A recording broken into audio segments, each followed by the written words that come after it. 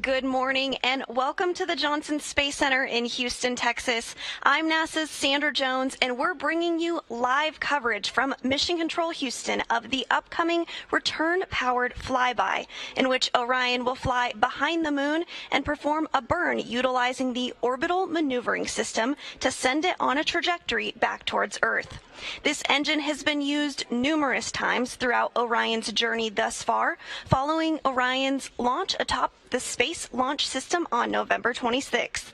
All spacecraft systems are performing well, now 20 days into the flight of Artemis 1.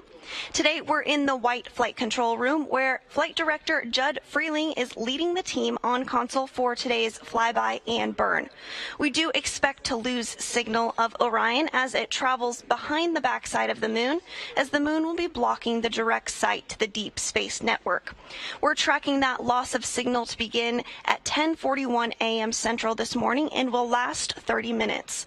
While in the loss of signal, the return-powered flyby burn will take place with the Orbital Maneuvering System engine at 10:43 a.m. Central. This will be the longest burn of the mission so far.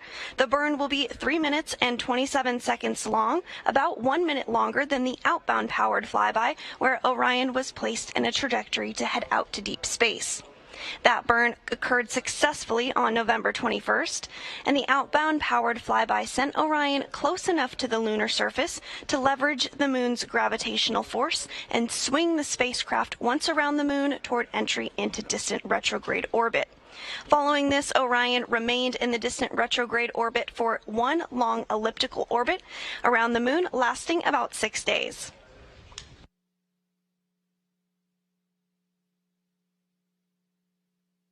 We're now on the return journey of our trip, and this last big push will bring Orion on the trajectory to head towards home.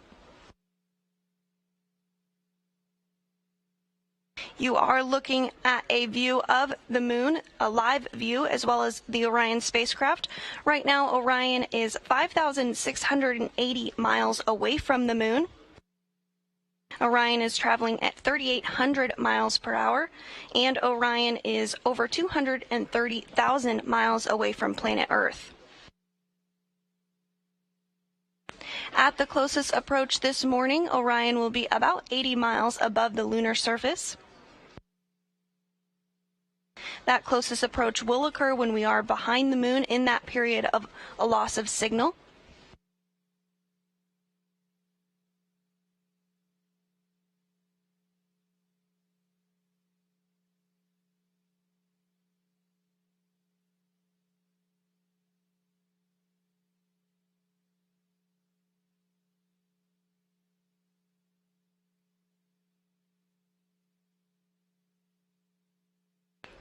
We're about 2 hours and 38 minutes away from today's return-powered flyby burn.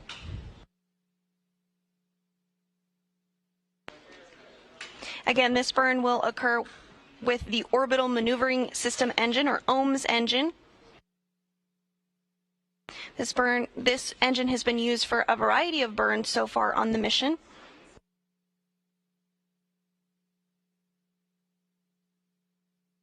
And you're looking at a view here on your screen of the Orion spacecraft. That large engine on the very bottom of the European Service Module is the Orbital Maneuvering System, or OMS engine. This main engine is a repurposed Space Shuttle Orbital Maneuvering System engine that has flown in space many times before. It actually flew on 19 space shuttle flights, beginning with STS-41G in October of 1984 and ending with STS-112 in October of 2002. Now, the OMS engine is not the only engine on board Orion. There's also 8 auxiliary engines, which you see a few of here. Those are also located on the bottom of the service module in 4 sets of 2. Each of these engines can provide about 100 pounds of thrust, and these engines provide steering and can pulse on and off during burns.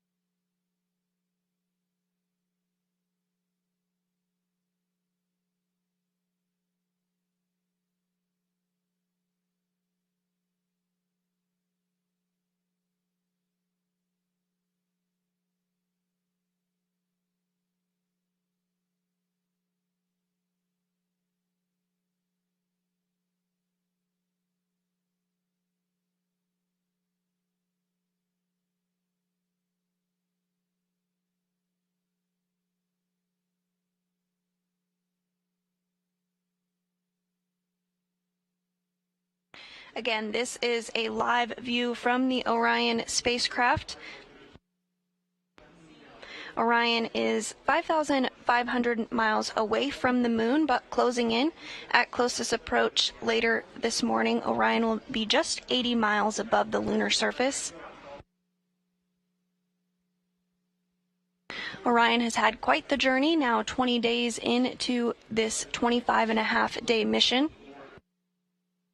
Notably, during this flight, Orion beat the longest distance ever traveled for a human-rated spacecraft meant to return home. At its furthest point from Earth, Orion was 268,563 miles from our home planet.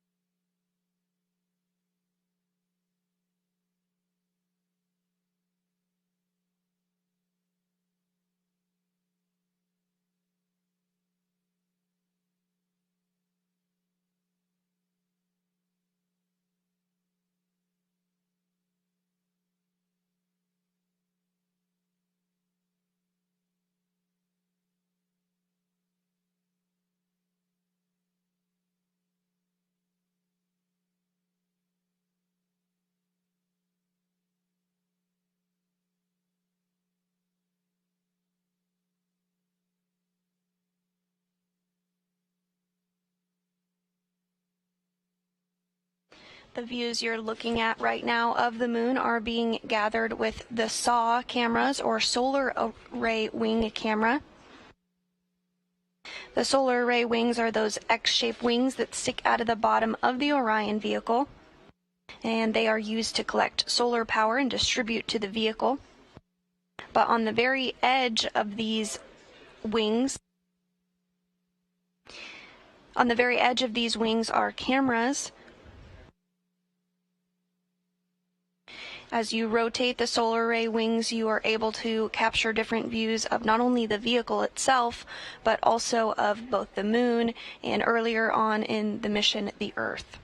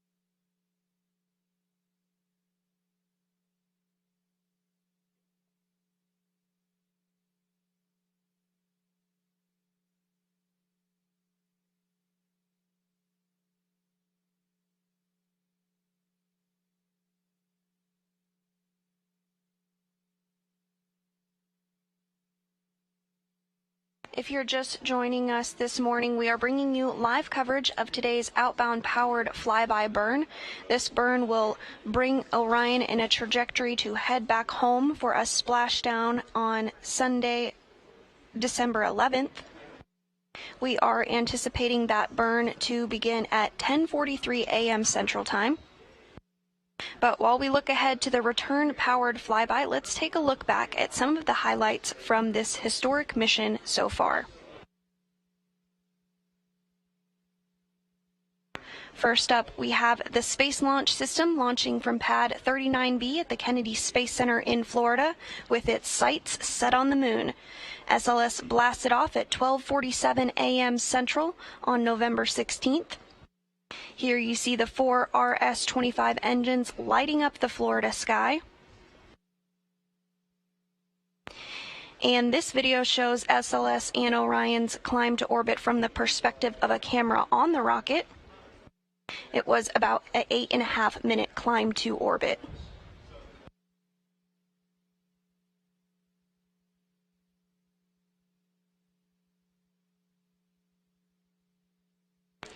And following liftoff and that climb to orbit, the translunar injection burn took place for Artemis 1.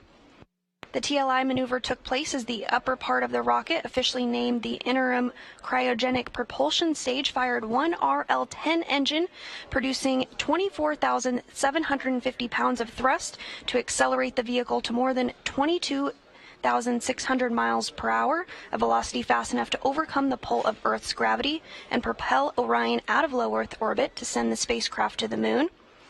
The TLI maneuver precisely targeted a point above the moon that will guide Orion close enough to be captured by the moon's gravity.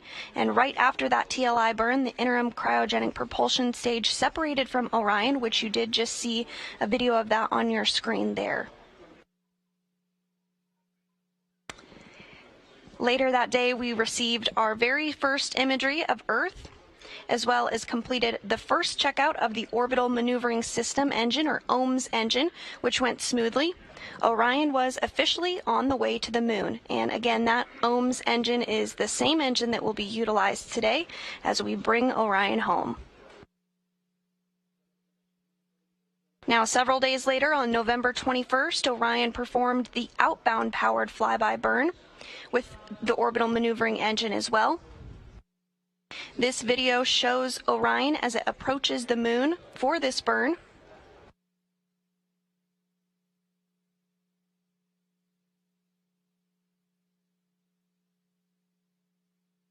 And following that burn, Orion completed its closest approach to the lunar surface, where it was just about 80 miles above the lunar surface. And then Orion completed the distant retrograde orbit, which enabled Orion to head out into deep space.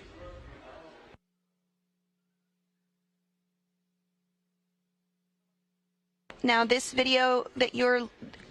photo that you're looking at on your screen was taken while Orion was in that distant orbit.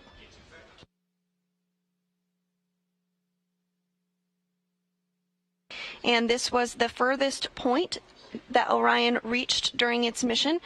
Orion was 268,563 miles from our home planet when this photo was taken on November 28th. Orion has now traveled further than any spacecraft built for humans meant to return back to planet Earth.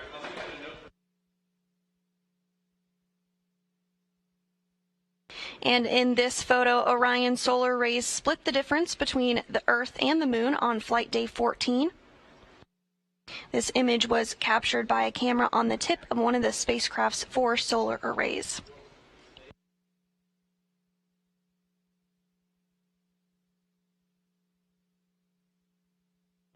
And just last week, the distant retrograde departure burn occurred, which placed Orion in a trajectory to exit distant retrograde orbit and head back toward the moon ahead of RPF today, which we are awaiting and looking forward to.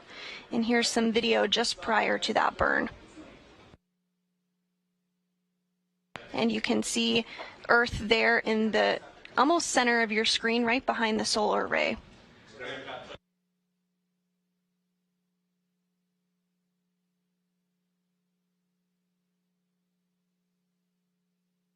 So as you can see, Orion has had an exciting journey so far, but still a few days left in this mission.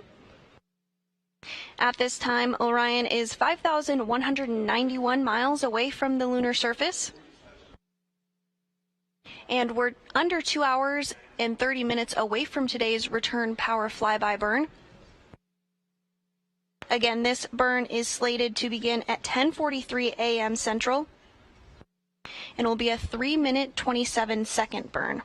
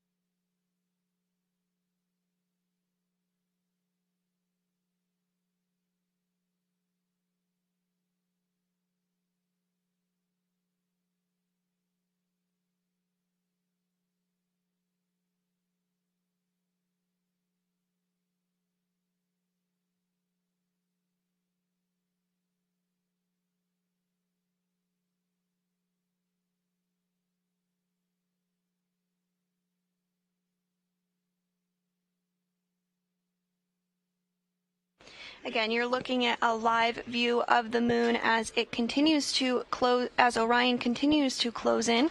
Now, 5,058 miles above the lunar surface. Orion is traveling at a velocity of 3,933 miles per hour and is 234,000 miles from planet Earth.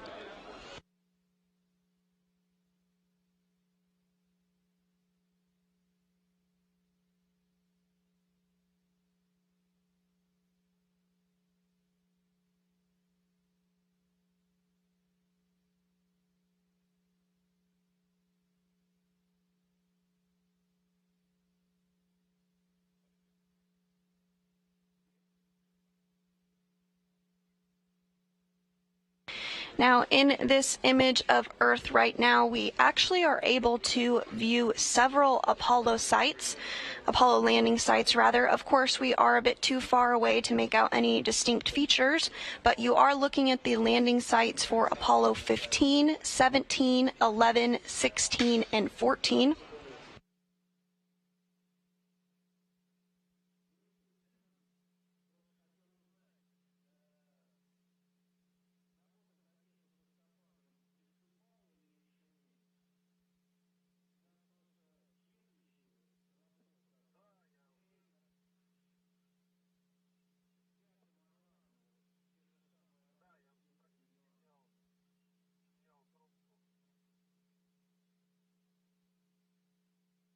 And you are looking at a graphic here that shows a little more clearly those landing sites and Orion's path as it flies around it. Again, Orion is about 5,000 miles away from the lunar surface, so we won't be able to make out any details. And at its closest approach, Orion will be 80 miles above the lunar surface, still a little too far to make out any of those details.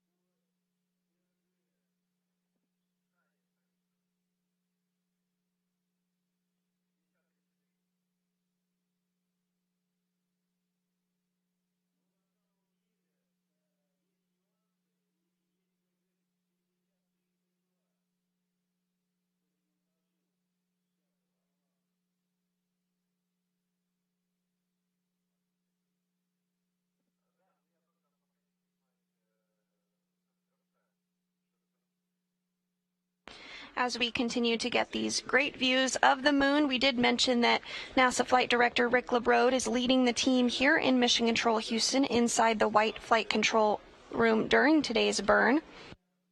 But let's take a quick look at this video, which discusses the various flight directors of Artemis in a little bit more detail.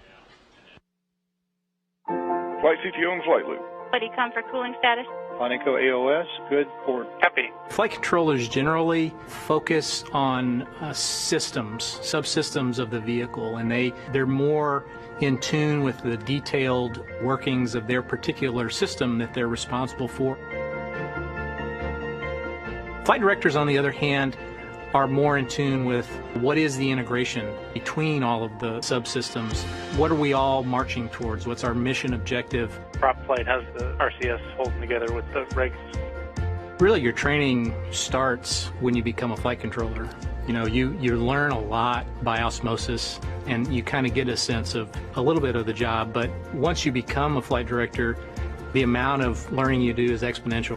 You don't become an expert, but you have to understand them at a depth where you could have the good conversation, ask the right questions to the experts who are the flight controllers. You spend a lot of time studying and then training, getting in simulations and running through all the motions and practicing the real-time situation scenarios in the training environment. I am the ascent and entry flight director for Artemis 1.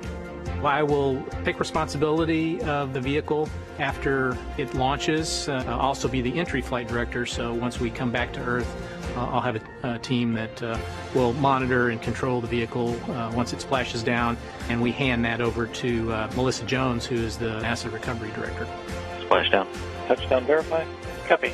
I'm the lead flight director for the mission, really responsible for the overall development of the mission. We work directly with the programs. They provide us the mission priorities, and we build a timeline that's going to accomplish those mission objectives. We're responsible for building our team, getting our team trained and certified. We have a training team that helps us, but we have the overall responsibility for putting together the team that's going to execute the mission. Confirmation of translunar injection burn cutoff. When you go to a place like the moon, how to do that pretty well. We've learned what the effects of the body are in low Earth orbit, but there's still things that we need to practice, and we need to be able to understand.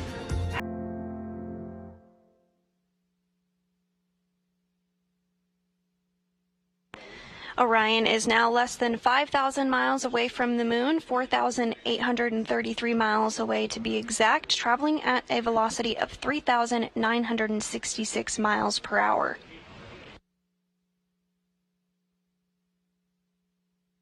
We're 2 hours and 13 minutes away from today's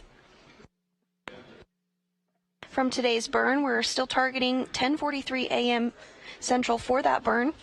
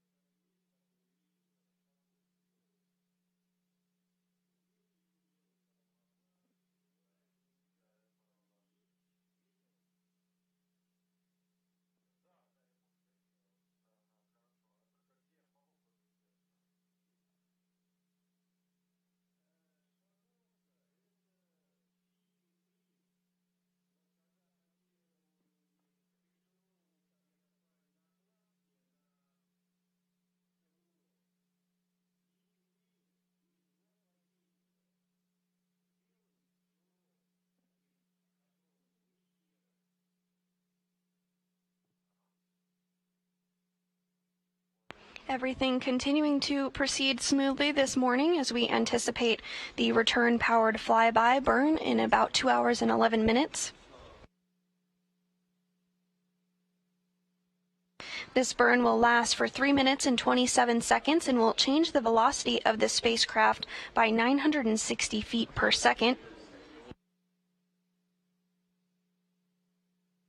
And this burn will also place Orion in a trajectory to head back home ahead of a splashdown in the Pacific Ocean on December 11th.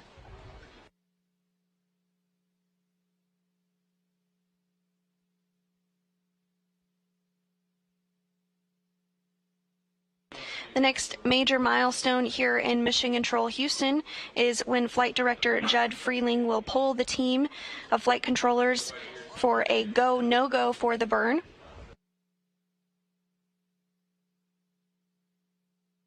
We anticipate that pull about an hour from now.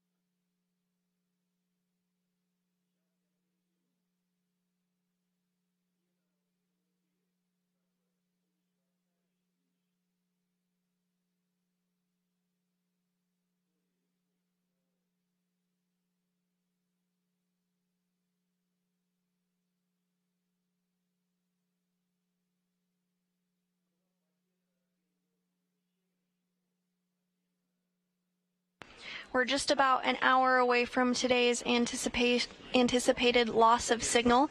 That LOS is slated to begin at 10:41 a.m. Central. We will not have signal with the Orion spacecraft during this time frame because the moon will be blocking any signal to the Deep Space Network. It's at this point that Orion will complete its closest approach to the lunar surface. That closest approach slated to be at 10:43 a.m. and just seconds later at 10:43 and 23 seconds a.m. Central will be today's return powered flyby burn, which commits Orion to a journey back home.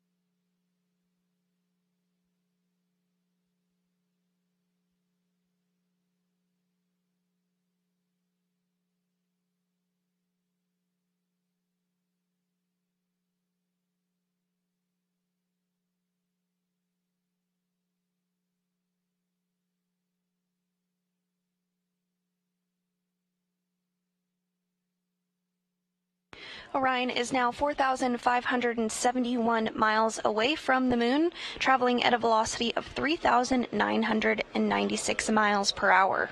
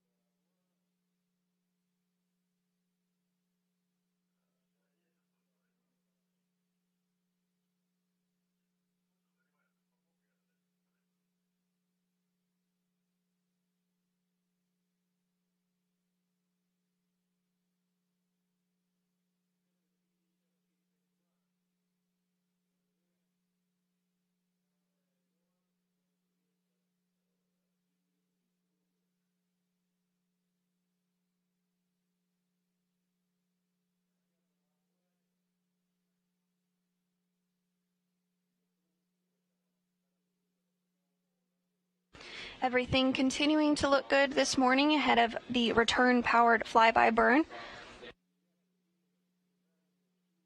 That burn will take place 2 hours and 4 minutes from now and will last 3 minutes and 27 seconds long. The burn will take place with the Orbital Maneuvering System engine, or OMS engine, located on the bottom of the service module of the Orion spacecraft. This engine is capable of having burns that last less than 1 minute to more than 16 minutes in length.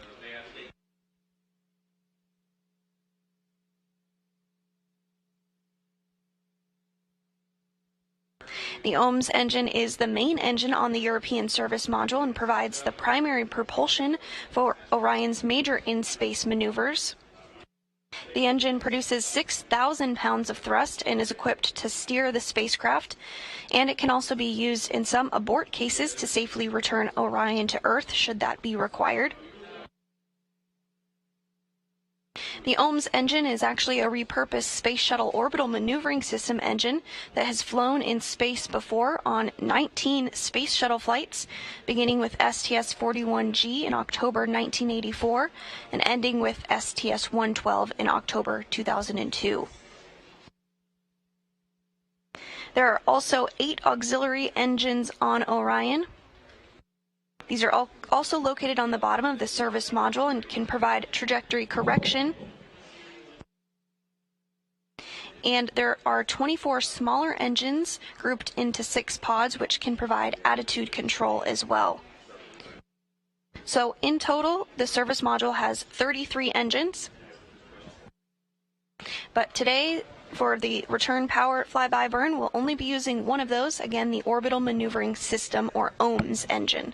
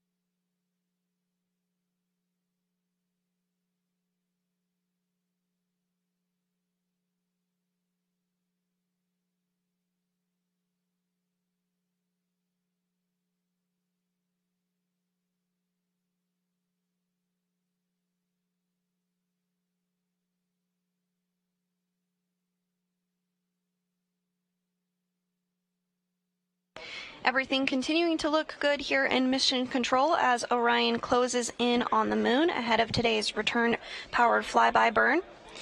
Before and during the Artemis 1 mission, we asked the public to share your moon-inspired creations with the hashtag NASA MoonSnap. We have received thousands of submissions, but here are just a few of them. This is a mural painted by Nikki Adams. You can clearly see the Space Launch System rocket as well as the Greek goddess Artemis, after which the Artemis missions are named. Artemis is the goddess of the moon and the hunt, and I think you can see her arrows and a deer included in the mural as well. Next up, we have a photo submitted by Jessa Rodriguez. The title is Ben and Sophia Plot Their Course. You can see the inclusion of Snoopy in his flight suit as well. Snoopy is our zero gravity indicator aboard the Orion spacecraft. And the Snoopy inside Orion right now is dressed very similarly to the Snoopy in this photo.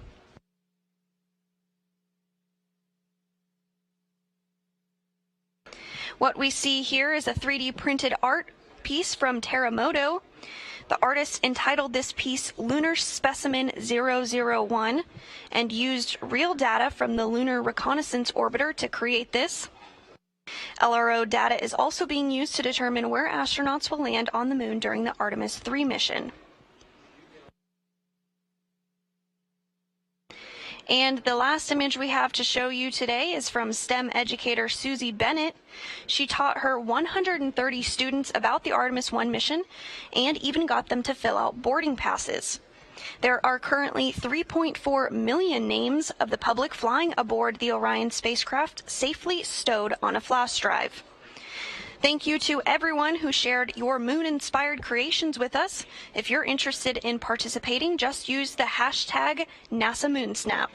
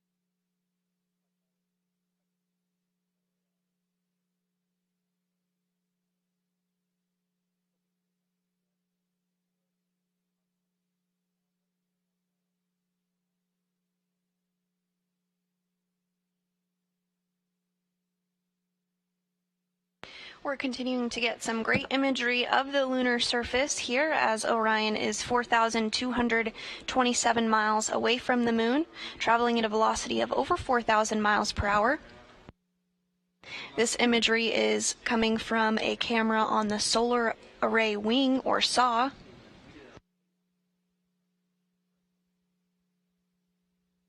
We expect to continue to get imagery up until the point that Orion does go behind the moon and is in that loss of signal period that we've discussed. That will be a 30-minute loss of signal period beginning at 10:41 a.m. Central Time this morning.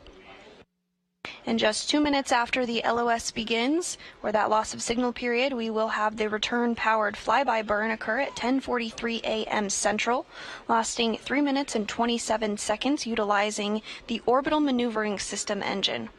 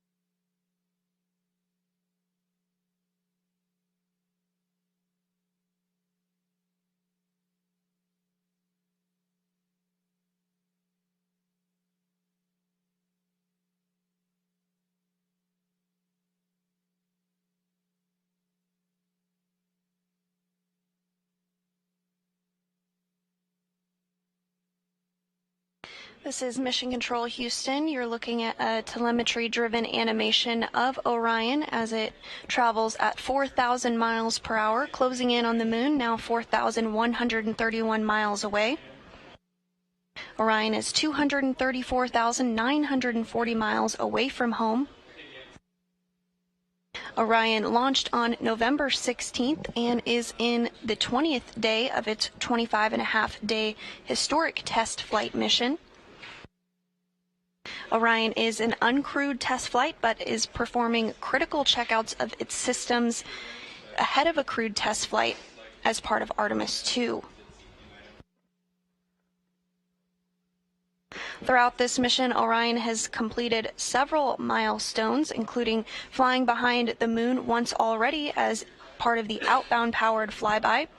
During that, a burn took place, which put Orion in a trajectory to head out to deep space. The distant retrograde orbit burn also occurred, which further propelled Orion into that trajectory. And Orion remained in deep space for about 6 days and broke the distance record during that time frame for the farthest distance from Earth traveled by a human-rated spacecraft meant to return home. Orion, at its furthest point from Earth, was 268,563 miles away. Following that, Orion hung out in deep space for a little longer, and just a few days ago we had the DRD burn, or distant retrograde departure burn. This burn put Orion on a trajectory to head back towards the moon ahead of today's return-powered flyby burn.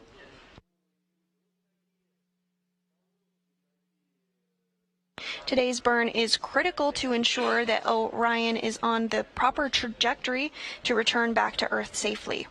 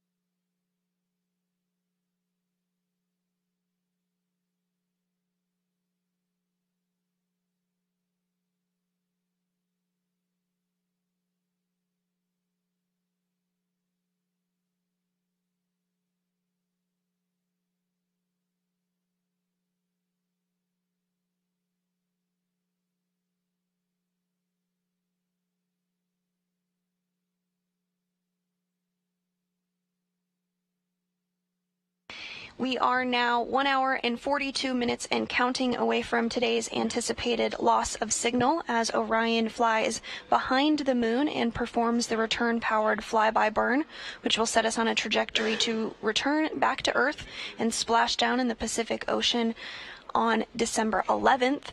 But now, as you can imagine, this moment can certainly be a bit suspenseful as we await Orion to emerge from the backside of the moon and regain communications with the Deep Space Network. So let's hear from one of the INCO flight controllers about how much that is the case in this next clip.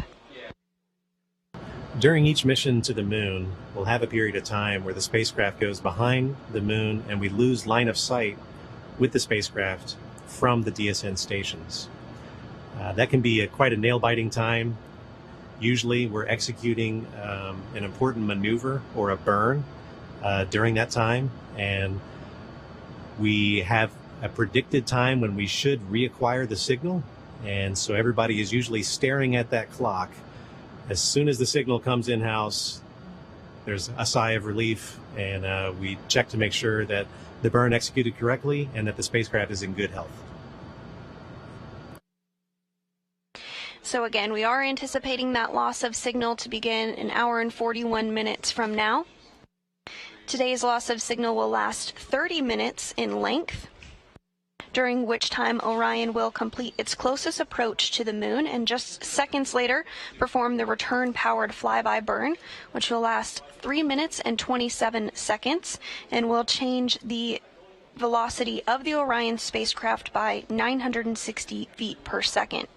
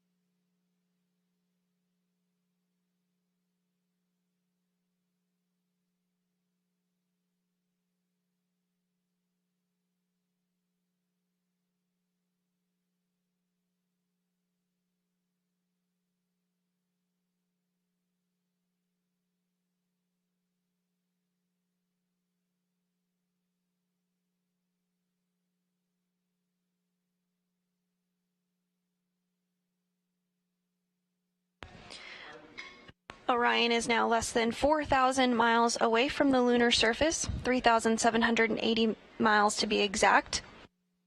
And Orion is traveling at 4,115 miles per hour. Everything's still continuing to look good here in Mission Control Houston as we anticipate the return power flyby burn occurring at 10:43 a.m. Central, an hour and 41 minutes from now.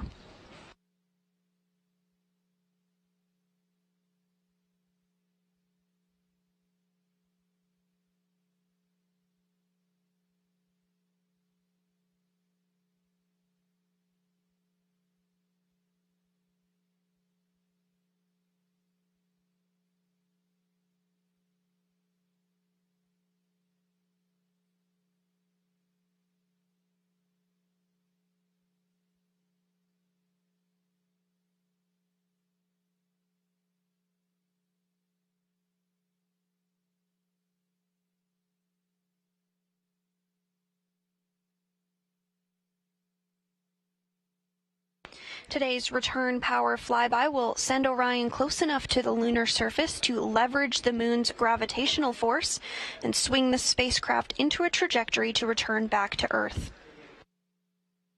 During Orion's mission, it surpassed the furthest distance for a human-rated spacecraft meant to return home at over 268,000 miles from Earth at its furthest point.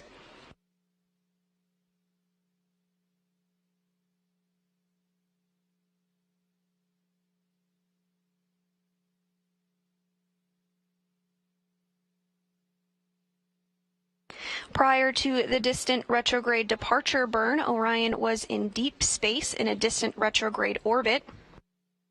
This orbit is called distant due to its high altitude from the moon. It's about 40,000 miles past the moon in its orbit. This orbit is 30,000 miles further than the previous record set during Apollo 13, and again is the furthest in space any spacecraft built for humans has ever flown. The orbit is also called retrograde because Orion traveled around the moon opposite the direction the moon travels around Earth. Distant retrograde orbit provides a highly stable orbit where little fuel is required to stay for an extended trip in deep space in order to put Orion's systems to the test in an environment far from Earth. The orbit that Orion completed in this mission is different from the orbit done during the Apollo program, in which the spacecraft orbited much closer to the lunar surface in a more circular fashion. It's important for us to learn about how a spacecraft functions in a deep space environment because as part of the Artemis program, the Gateway program is building a small human-tended space station orbiting the moon that will provide extensive capabilities to support NASA's Artemis campaign. Gateway will be built with international and commercial partnerships and will support sustained exploration and research in deep space, and will include docking ports for a variety of visiting spacecraft, as well as space for crew to live and work, and onboard science investigations to study heliophysics, human health, and life sciences, among other areas. Gateway will be humanity's first space station in lunar orbit to support NASA's deep space exploration plans.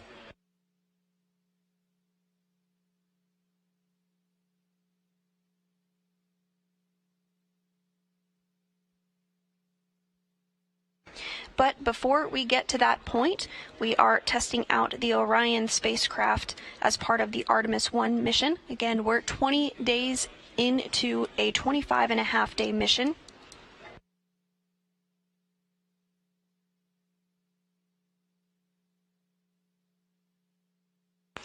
And today's return-powered flyby is the next major milestone in Orion's 25-and-a-half-day mission.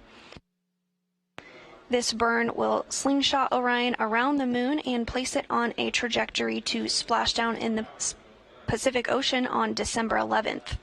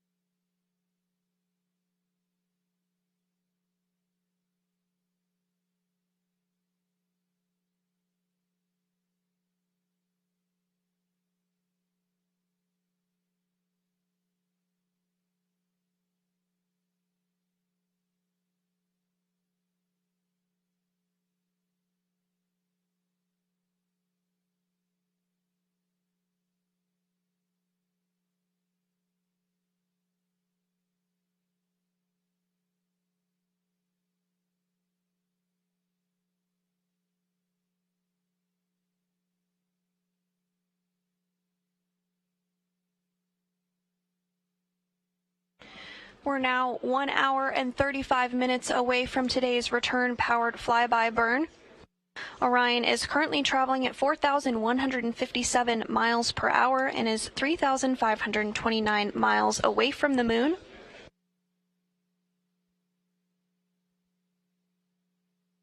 Just prior to today's return power flyby burn, Orion will complete its closest approach to the moon. At closest approach, Orion will be 79 miles above the lunar surface. This closest approach, as well as the burn, will occur in our anticipated loss of signal period. That loss of signal slated to begin an hour and 32 minutes from now and will last 30 minutes long. The reason we will not have signal with the Orion spacecraft is because the moon is blocking the connection to the Deep Space Network during that time period. Again, today's LOS will be a 30-minute long loss of signal, but we are anticipating to regain communications with the Orion spacecraft once it comes around to the other side of the moon and is able to regain communications with the Deep Space Network. At that point, flight controllers here in Mission Control Houston will be able to analyze today's 3-minute and 27-second return power flyby and make sure everything performed as expected.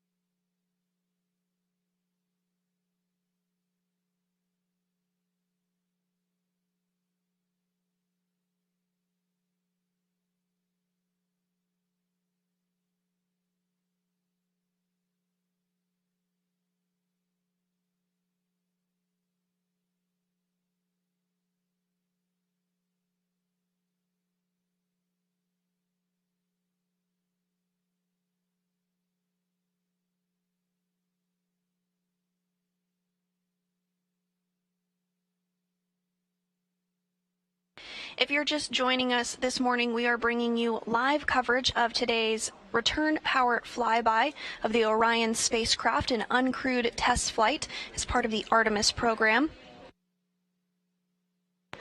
Today is flight day 20 for Orion, and there are about 5.5 days left in this test flight mission.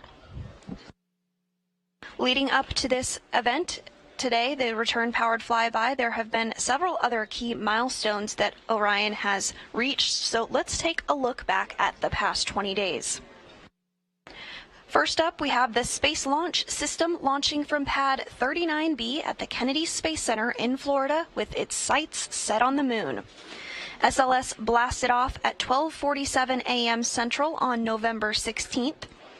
And here you see those 4 RS-25 engines lighting up the Florida sky.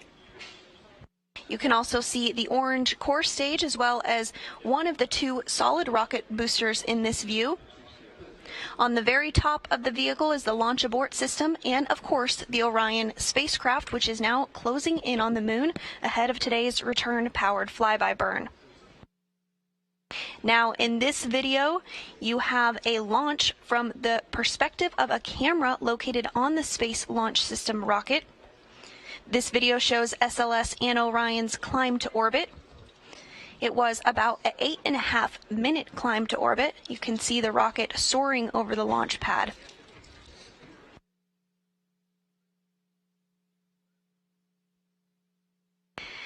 Following liftoff and the climb to orbit, the translunar injection burn took place.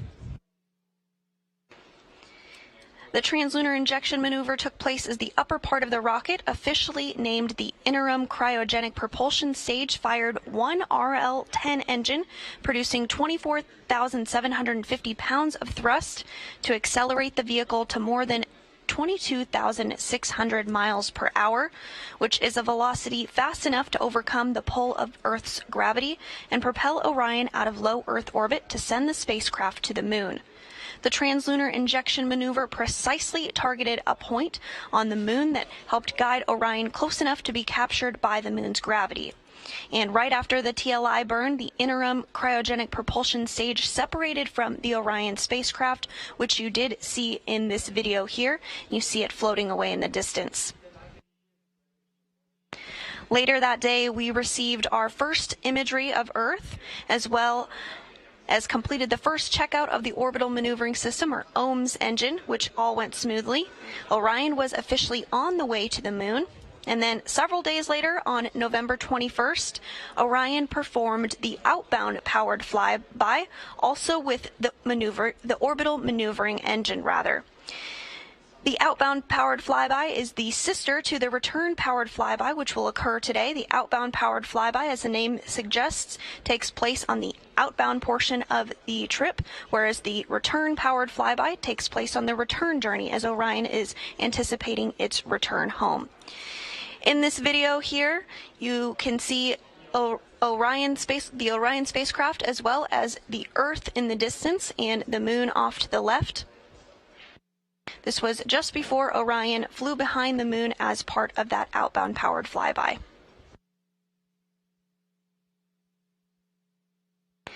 After this, Orion was placed in a deep space trajectory where it completed a distant retrograde orbit. During that time frame, Orion traveled the furthest distance than any human-rated spacecraft meant to return back to Earth had ever traveled. And in this photo here, you see Orion take a photo of planet Earth from over 268,000 miles away.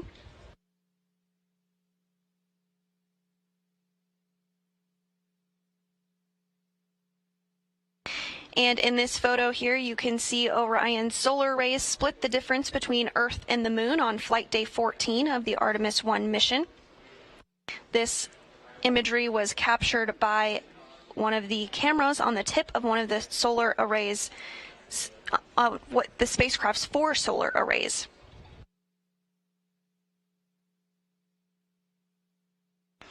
And just last week, on December 1st, the distant retrograde departure burn occurred, which placed Orion in a trajectory to exit the distant retrograde orbit and head back toward the Moon ahead of the return-powered flyby, which we're looking forward today. In this view here, you can see the solar array flexing, as well as an Earth in the distance there, almost in the center of your screen.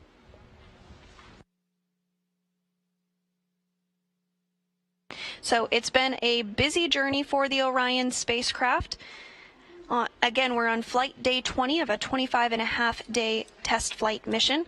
Orion is now 3,238 miles away from the lunar surface. And we are just 1 hour and 26 minutes away from today's outbound powered flyby burn, which will last 3 minutes and 27 seconds and place Orion in a trajectory to head back home.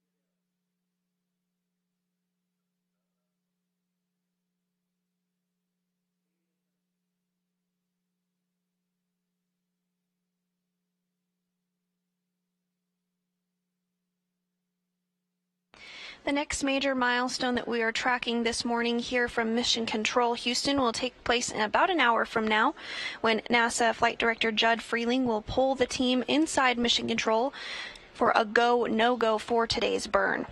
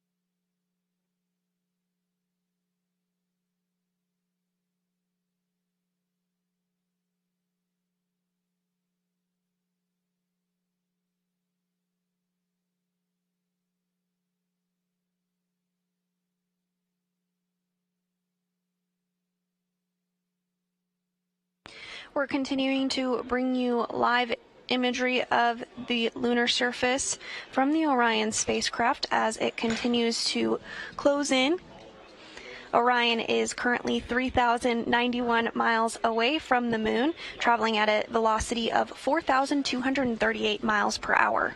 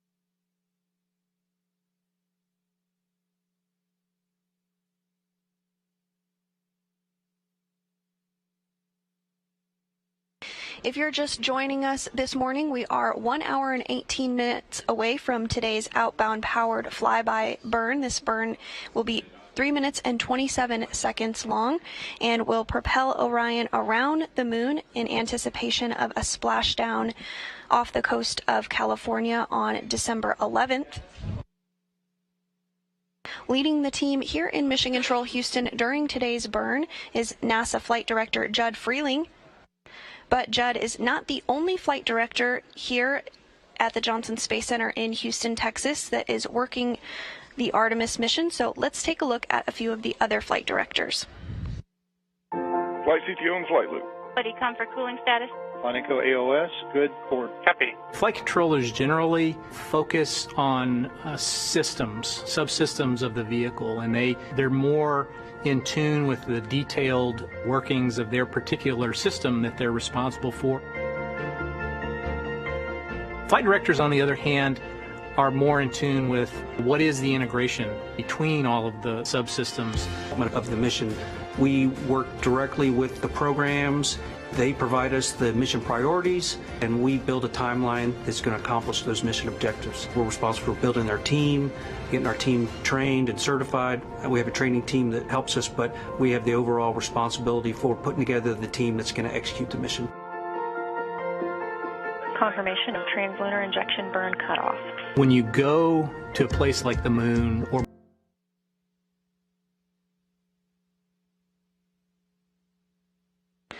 Orion continuing to close in on the moon, now 2,774 miles away, traveling at a velocity of 4,300 miles per hour.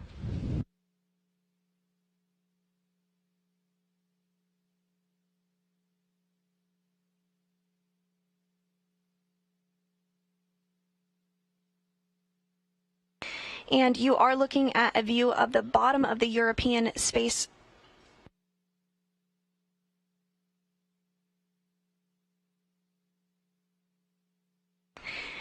You are looking at a view of the European service module, the very bottom of it there. And you are seeing the large engine there in the center of the European service module. That's the Orbital Maneuvering System engine, or OMS engine. That's the engine that will be utilized during today's return power flyby burn. This is the main engine on the European service module and is a repurposed Space Shuttle Orbital Maneuvering System engine that has flown in space 19 times before, all on Space Shuttle flights, beginning with STS-41G in October 1984 and ending with STS-112 in October 2002. We are now 1 hour and 13 minutes away from today's return powered flyby burn. That burn will last 3 minutes and 27 seconds, and will change the velocity of the Orion spacecraft by 960 feet per second.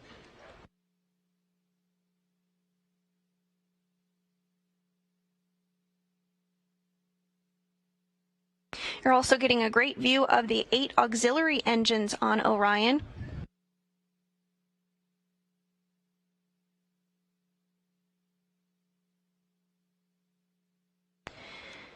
And again, Orion continues to close in on the moon, now only 2,680 miles away from the lunar surface. Following today's closest approach to the moon, Orion will be only 79.2 miles above the lunar surface.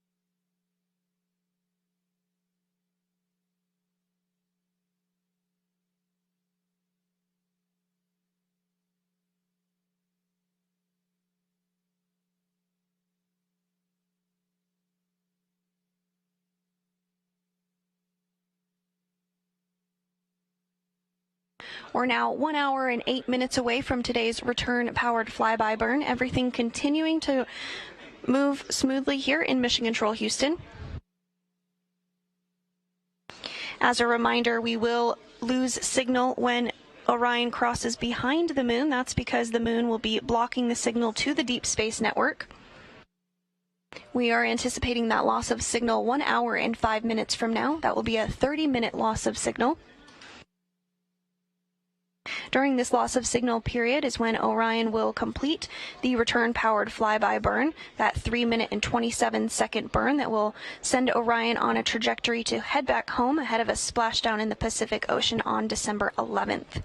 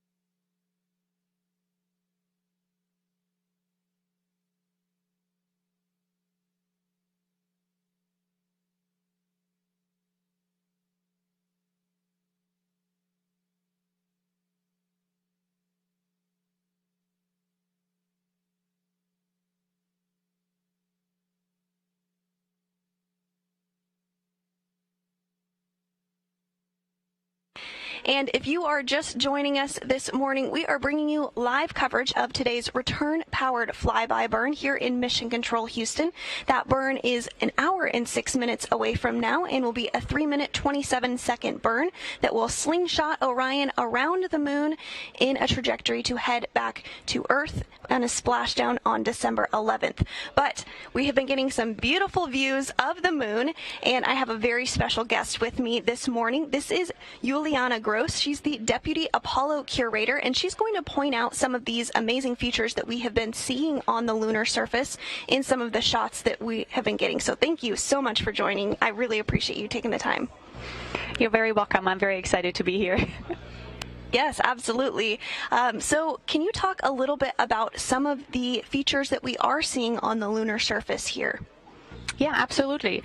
So if you look on the moon right now to the left middle area of the moon there, the bright spot that you see there, that's Copernicus crater.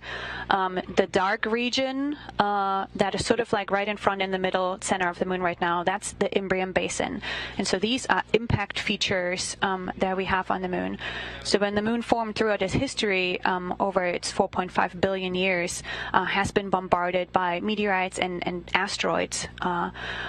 And for the Imbrium, that's the darker round area that you can see there, what happened is there's a massive crater, and so we call these a basin, and melt from the interior of the moon came up through cracks and then filled that basin crater.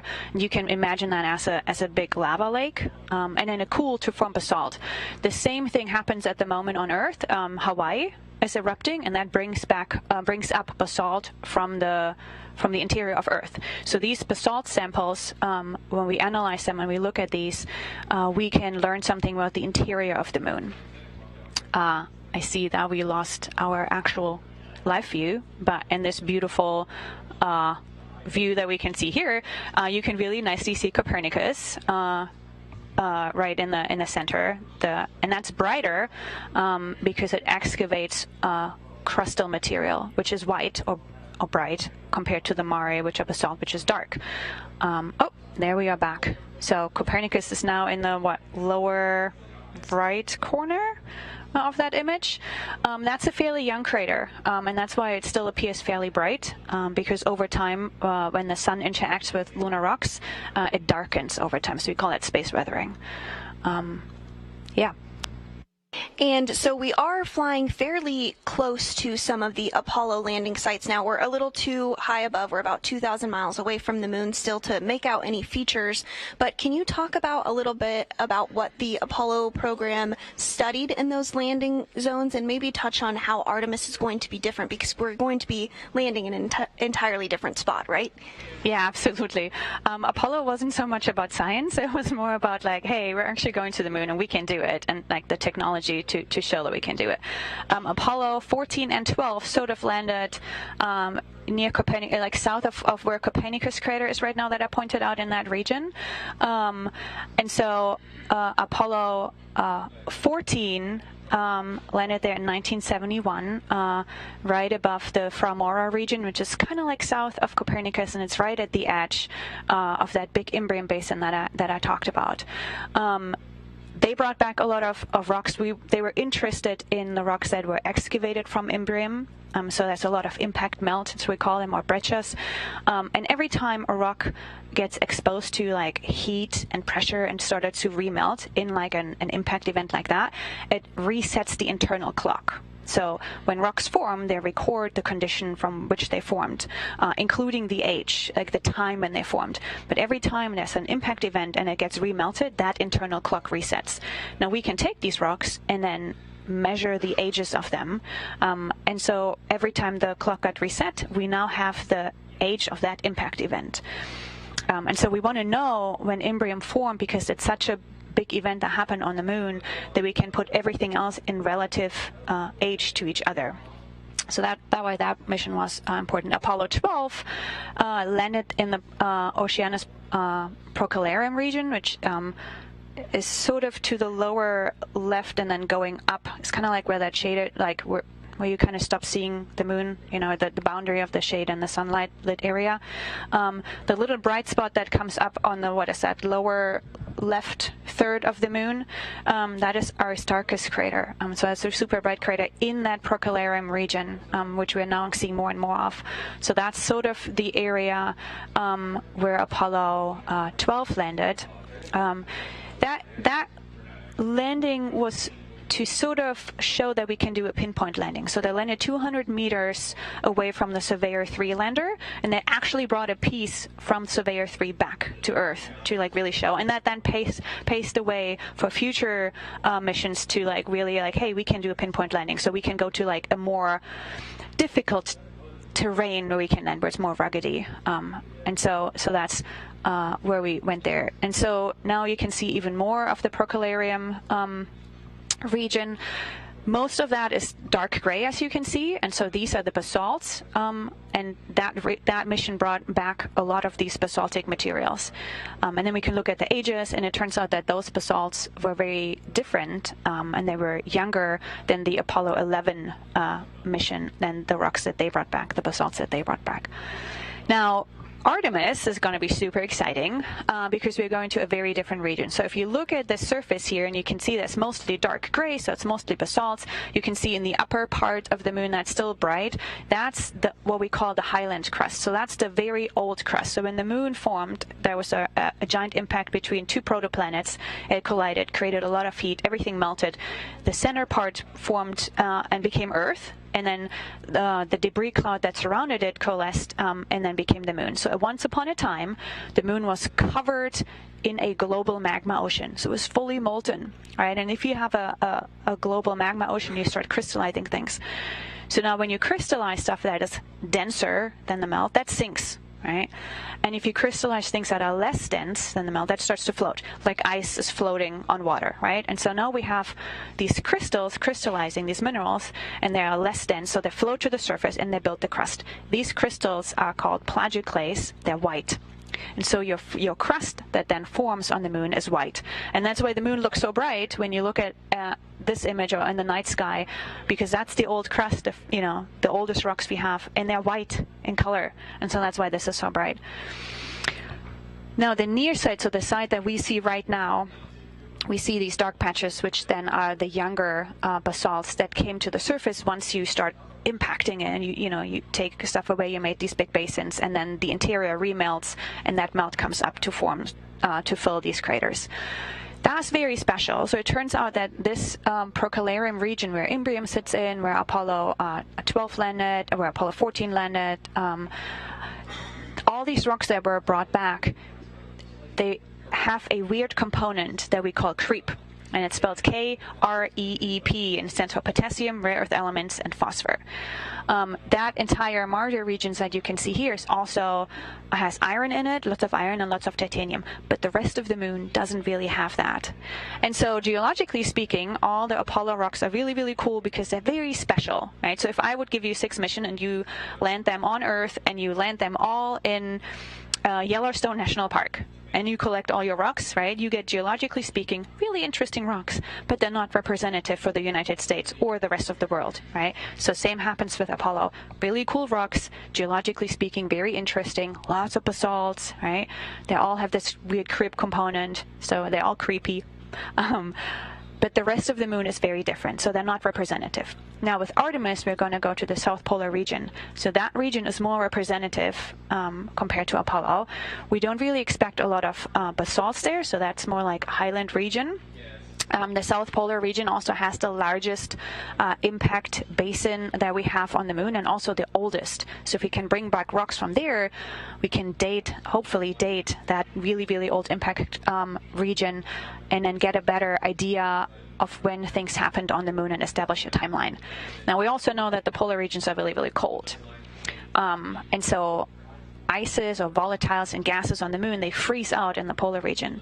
So when we go there and collect rocks, we can also bring back these frozen samples and then learn something about where the water is coming from, whether it's moon or, there was lots of asteroids and comets that impacted the moon. And then so we can also learn about something about the water that was delivered to the Earth-Moon system, which most likely also ended up on Earth.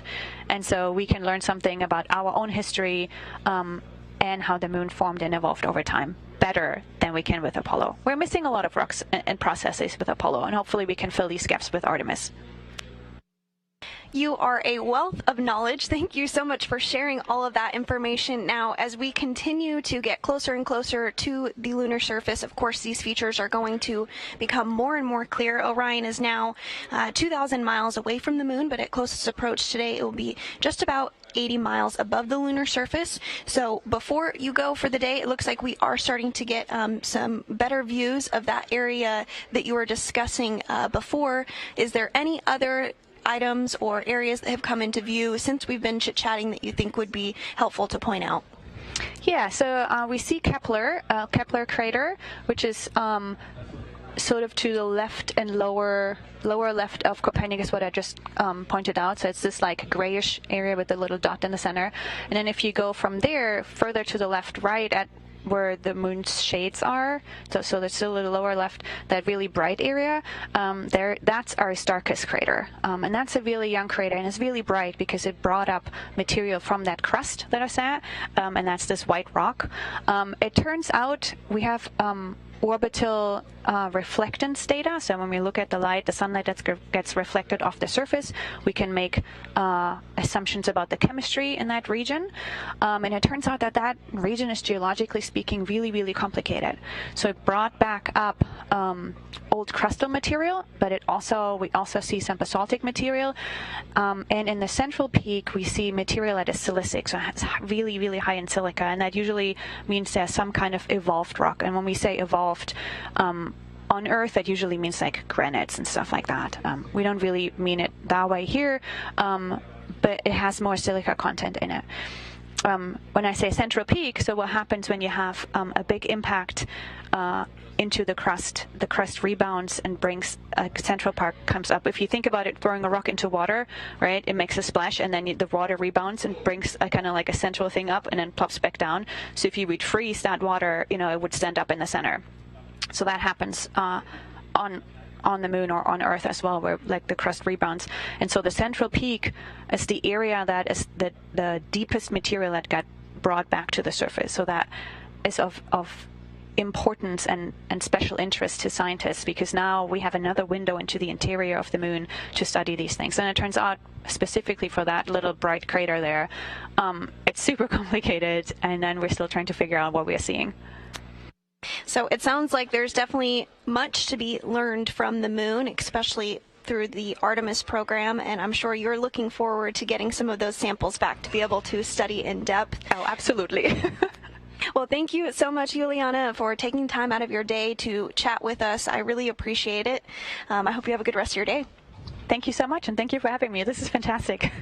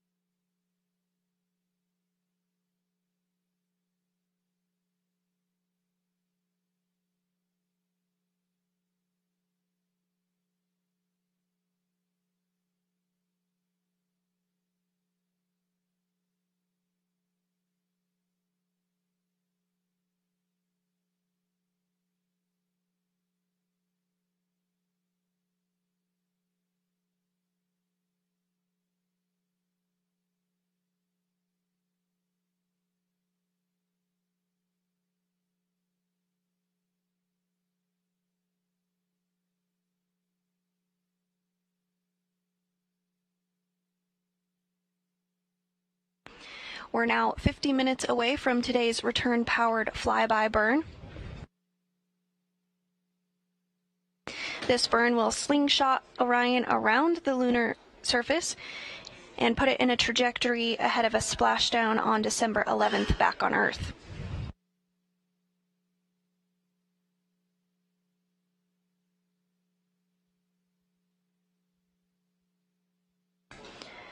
This burn will be a 3-minute and 27-second long burn and will be the longest burn of the mission utilizing the Orbital Maneuvering System, or OMS engine.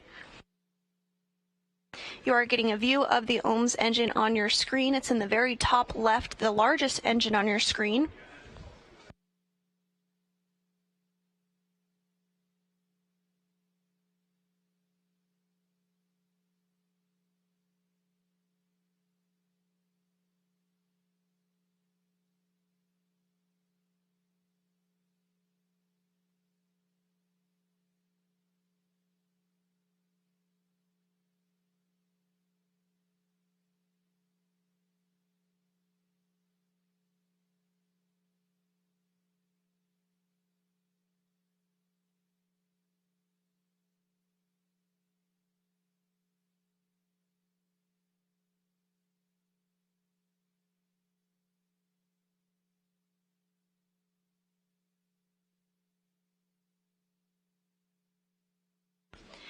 The next major milestone that we're tracking here in Mission Control Houston is the Go, No-Go poll.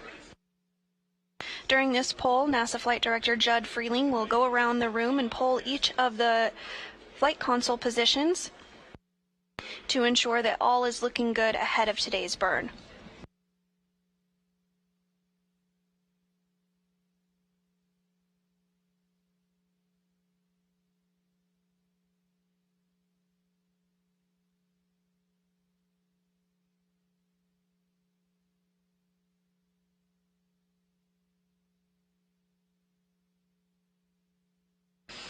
Orion is now less than 2,000 miles away from the moon, 1,756 miles, moving at a velocity of 4,563 miles per hour. At this time, Orion is over 237,000 miles away from Earth.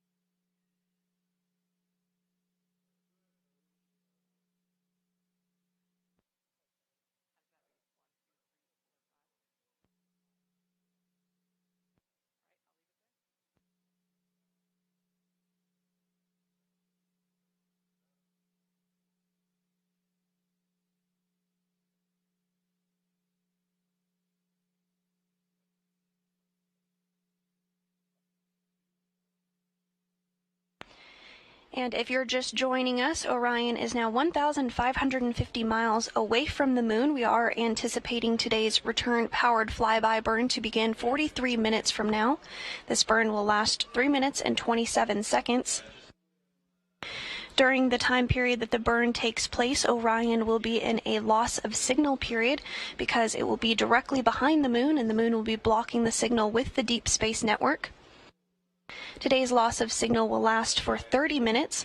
After we come back around to the other side of the moon, we anticipate regaining communications with the Orion spacecraft, and that's when the team here in Mission Control will be able to analyze the return-powered flyby burn and make sure everything went as expected.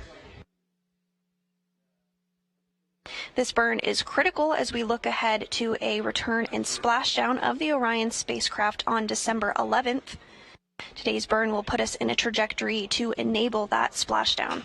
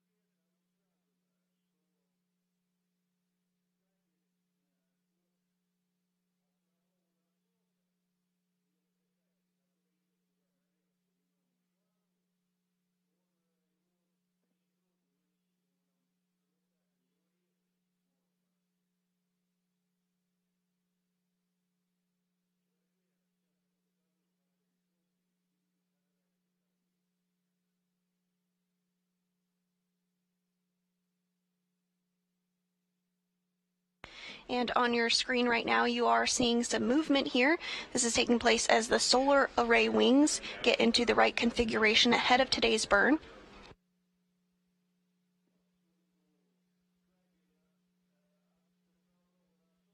A great view of the Orbital Maneuvering System engine, or OMS engine, coming into view on the European Service Module. That's that large engine on the very bottom of the European Service Module, and is the engine that will be used during today's 3-minute and 27-second burn.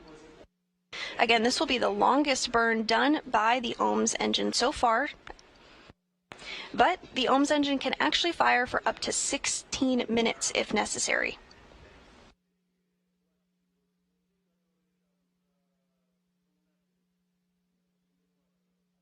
You're also getting a view of the 8 auxiliary engines on Orion. These engines can fire for less than 1 minute, up to 45 minutes in length.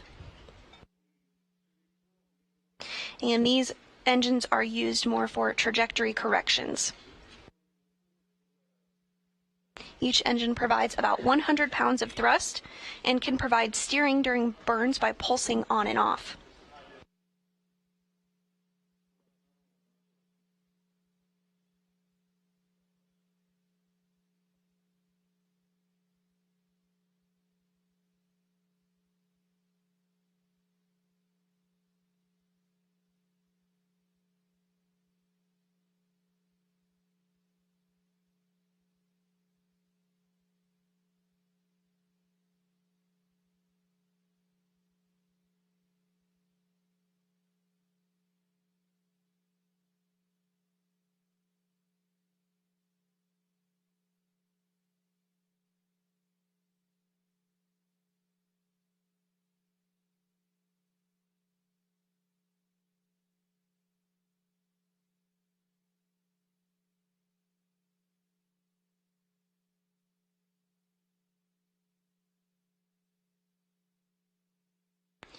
Orion continuing to get in the proper orientation ahead of today's burn. We are tracking that burn 38 minutes from now.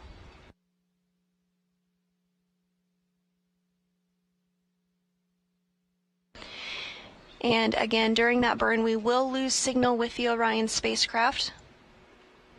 The loss of signal will be 36 minutes from now.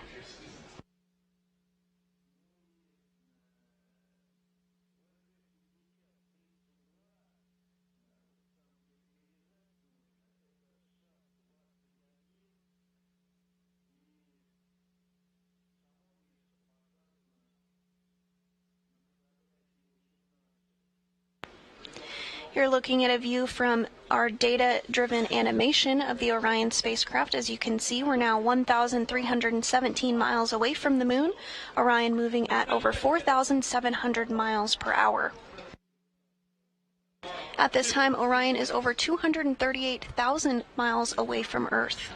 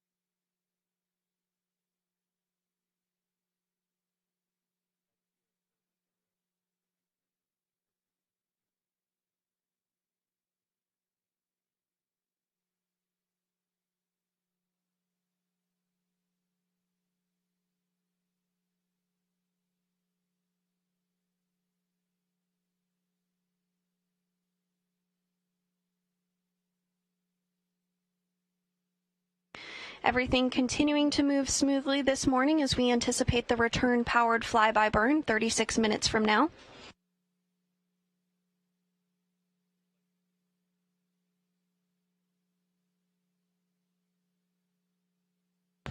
We are hearing that the Orion spacecraft is now in the proper attitude ahead of today's burn.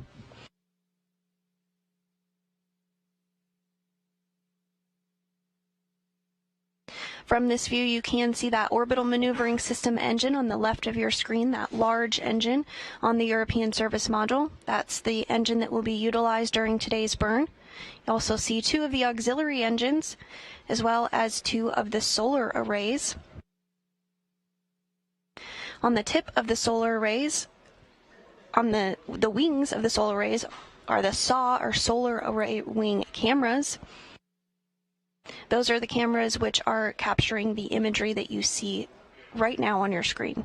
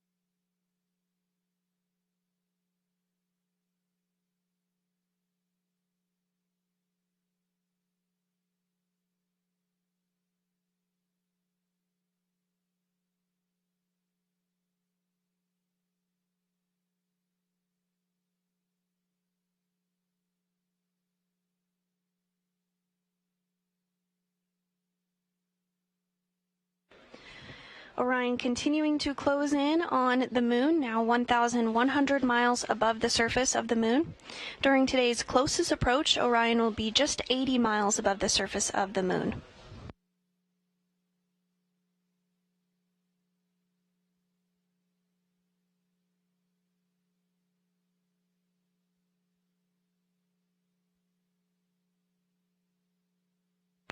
Here in just a couple of minutes, we do expect NASA Flight Director Judd Freeling to give a go, no-go poll for today's return-powered flyby burn. If the team polls go, then we are anticipating the burn to begin at 10:43 a.m. Central and last 3 minutes and 27 seconds. This burn will slingshot us around the moon and get Orion into a trajectory to return back to Earth and splash down off the coast of California.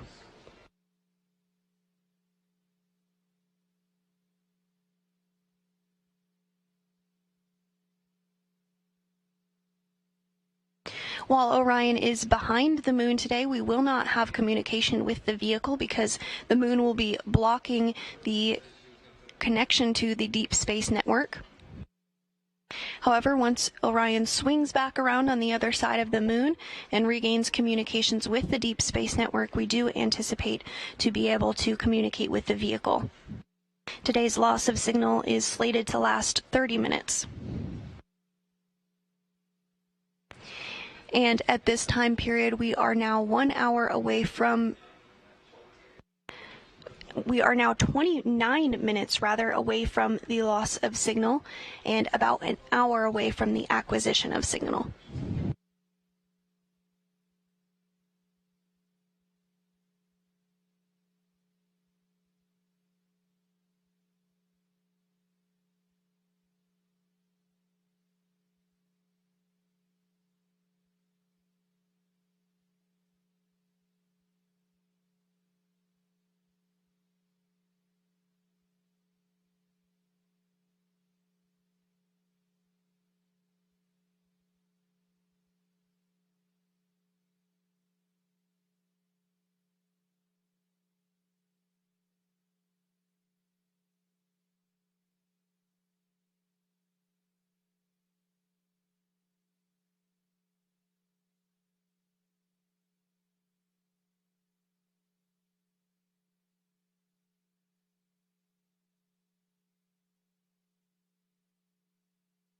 If you're just joining us this morning, we are bringing you live coverage of today's return-powered flyby of the Orion spacecraft, which is now 20 days into its 25-and-a-half-day test flight.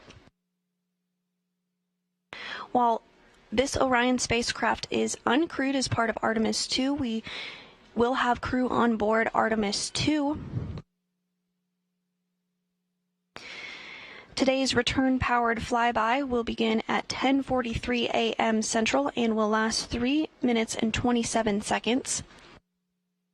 This burn will slingshot Orion around the backside of the moon and put it in a trajectory ahead of a splashdown off the coast of California just a few days from now on December 11th.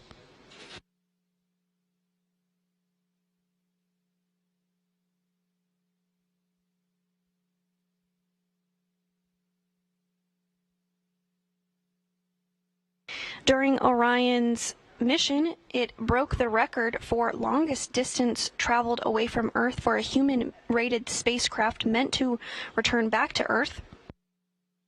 On November 28th, Orion broke that record, having traveled 268,563 miles away from our home planet.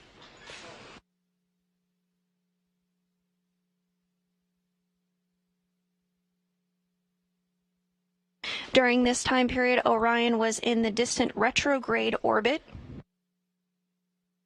Orion remained in this distant retrograde orbit for about 6 days, in which we tested out the systems of the spacecraft in the deep space environment. Last week, the distant retrograde departure burn took place, which brought Orion back towards the moon, which we are now less than 1,000 miles away from. The DRD burn set us up for today's return-powered flyby burn. And this burn, again, sets us up for splashdown just a few days from now.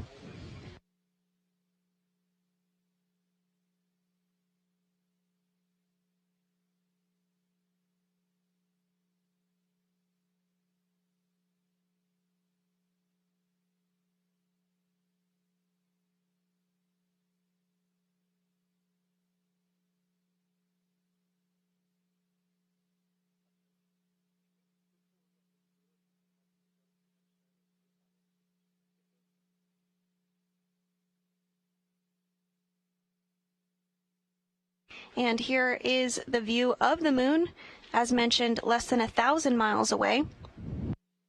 Still a little ways to go to get to our closest approach of the day, at which point Orion will be just 80 miles above the lunar surface.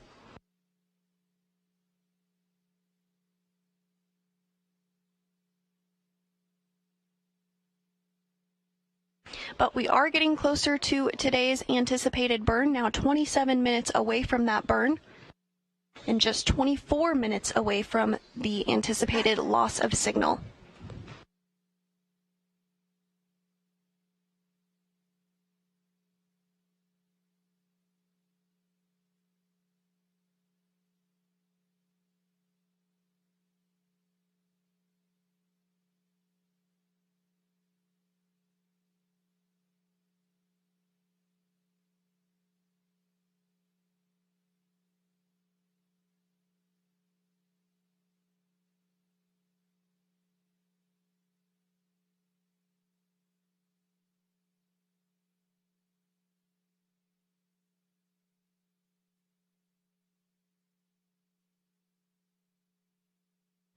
Orion continuing to pick up speed as it closes in on the lunar surface, now traveling at 4,852 miles per hour, and now just 846 miles away from the moon.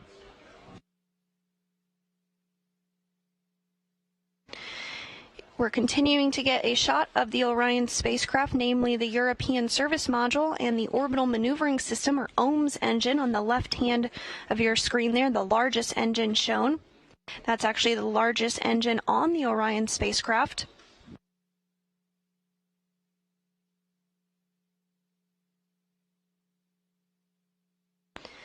The OMS engine is a repurposed Space Shuttle Orbital Maneuvering System engine that has flown on 19 Space Shuttle flights.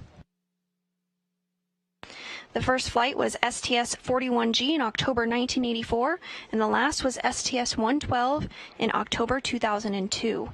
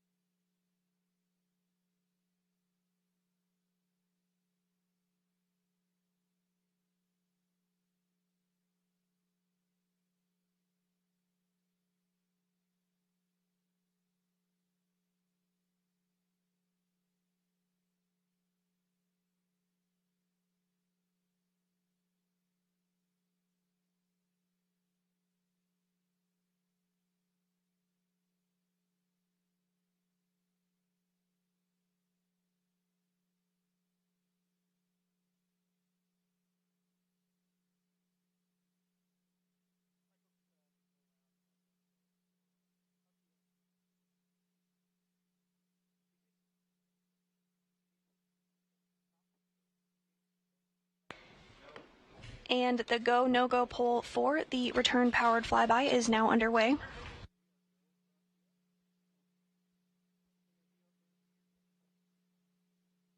And the team here in Mission Control Houston did poll go for today's return-powered flyby burn. That burn will take place 23 minutes from now.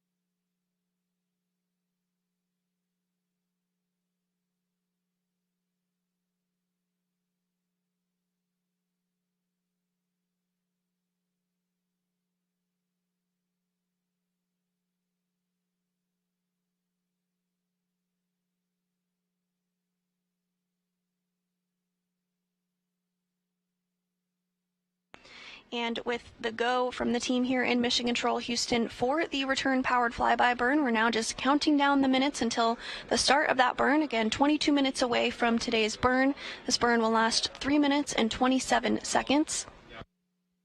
But just prior to the burn, we will lose signal with the Orion spacecraft. That loss of signal is anticipated in 19 minutes from now.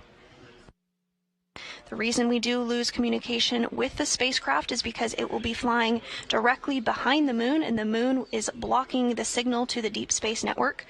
However, once the spacecraft travels back to the other side of the moon, we do expect to regain communications with the vehicle at that time.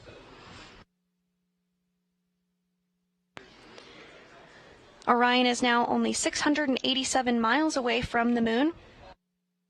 At closest approach today, Orion will be just 80 miles above the lunar surface.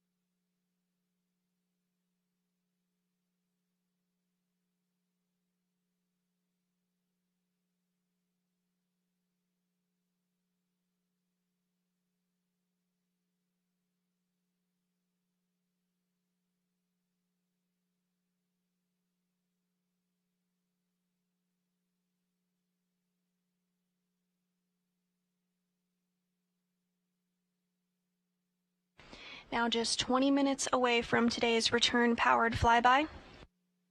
This burn will commit Orion to a trajectory to head back to planet Earth after its 20-day mission so far. By the time Orion splashes down in the Pacific Ocean, it will have been in space for 25.5 days.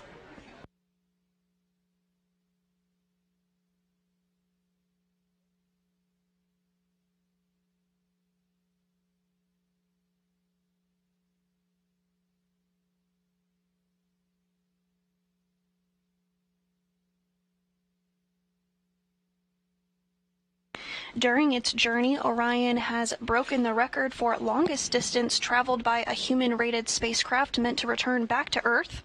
On November 28th, Orion was 268,563 miles away from planet Earth. Right now, Orion is 239,364 miles away from Earth, but only 570 miles away from the Moon. At our closest approach today, Orion will be just 80 miles above the surface.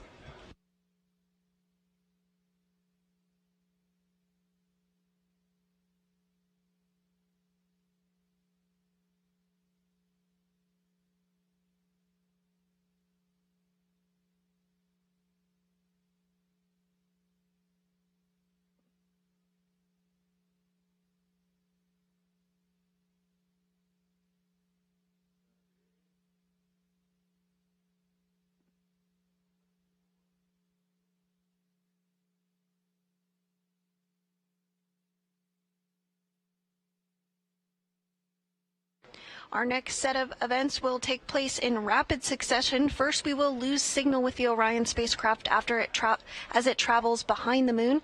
That loss of signal will be just 15 minutes from now. Then 3 minutes after we lose signal with Orion, the return-powered flyby burn, or RPF, will take place. This burn will last 3 minutes and 27 seconds and will be completed with the Orbital Maneuvering System, or OMS engine, which you see there on your screen to the left on the European service module. It's the largest engine on Orion.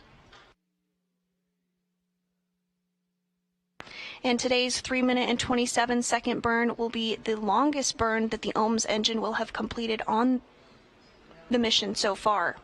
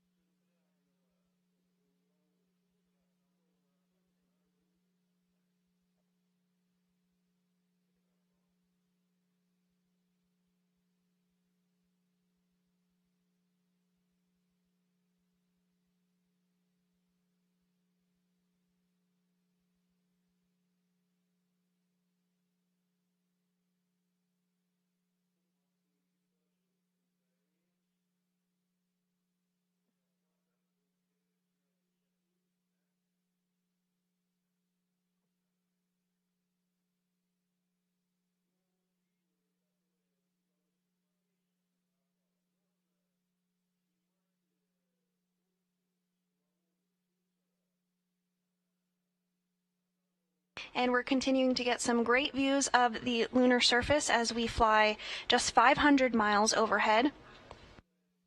This view coming from one of the solar array wings or SAW cameras as it gets into the proper position for today's burn.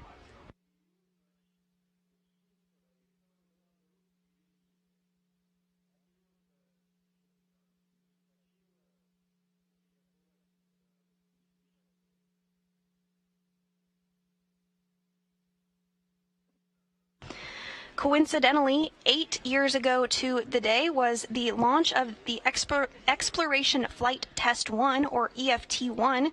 This was the first test flight of the crew module portion of the Orion multipurpose crew vehicle. This was an uncrewed test flight that orbited the Earth 2 times before splashing down. Now, 8 years later, Orion is about to fly behind the moon.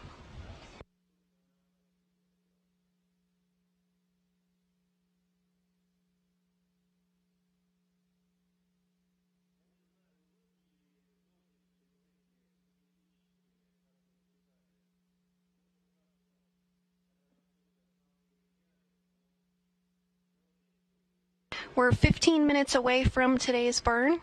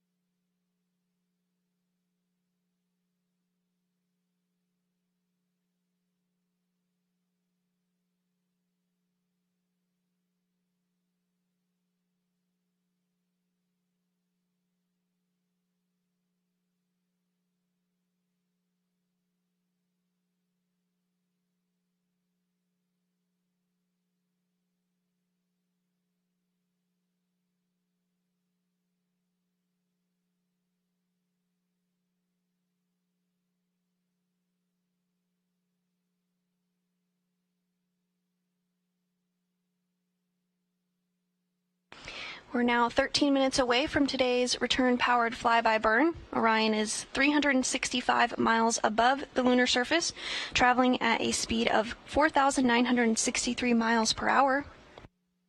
Just 10 minutes from now, we do anticipate losing signal with Orion as it begins its trip around the backside of the moon.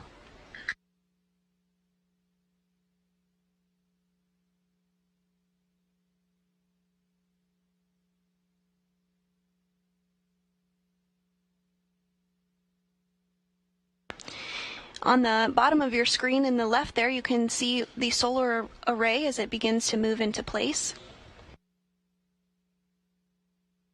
You're also looking at the Orion capsule itself there, taking up the majority of your screen. You can see the kind of silver coloring of the capsule.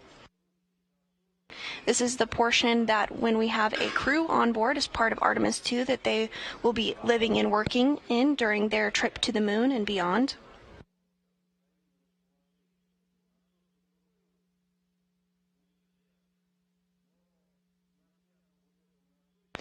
And in the top left of your screen there, you can see the moon as Orion glides over it, again 335 miles above the surface.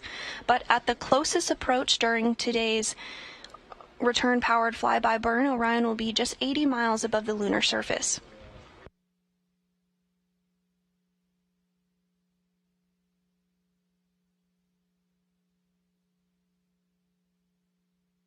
We are hearing that the solar arrays are configured for today's burn.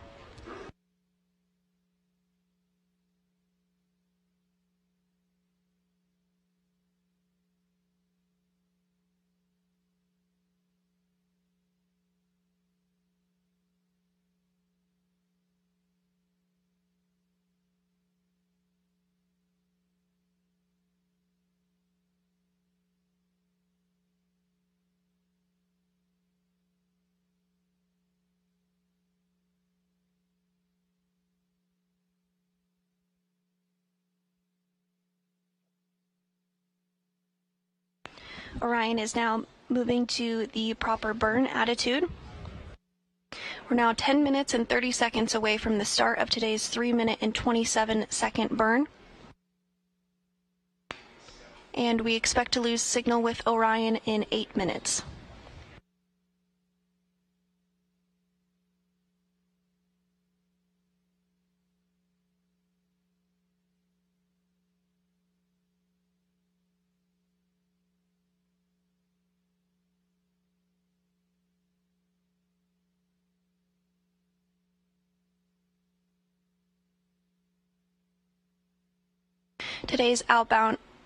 Today's return-powered flyby burn sets us up on a trajectory to splash down off the coast of California just a few days from now on December 11th.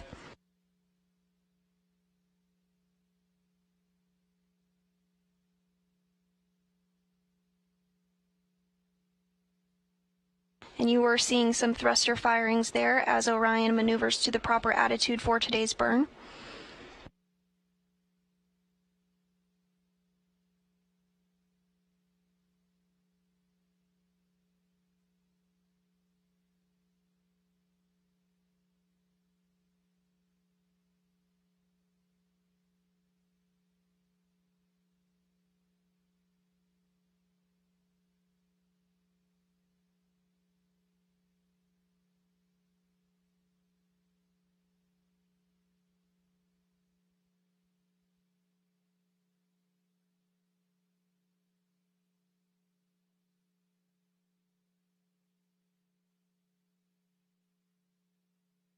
Now less than 6 minutes, 30 seconds until we lose signal with Orion. The burn will start in 8 minutes and 40 seconds.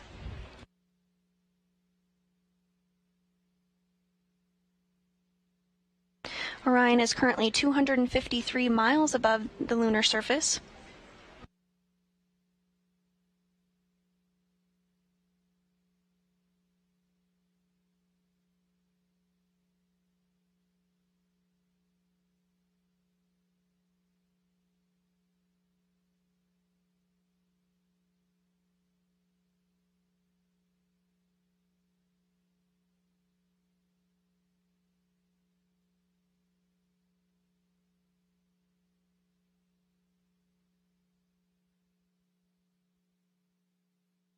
Today's 3-minute and 27-second burn will take place with the Orbital Maneuvering System, or OMS engine. That's the largest engine on the European Service Module.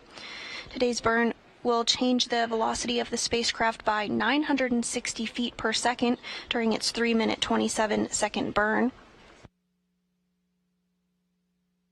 Closing in on 5 minutes away from our anticipated loss of signal with Orion.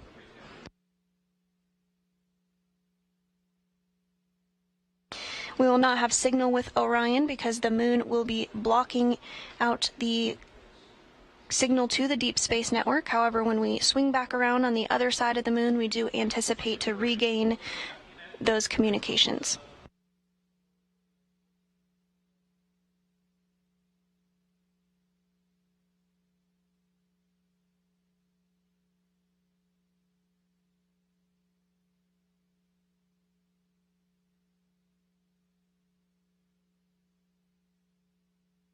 And we are hearing that Orion is in the proper burn attitude.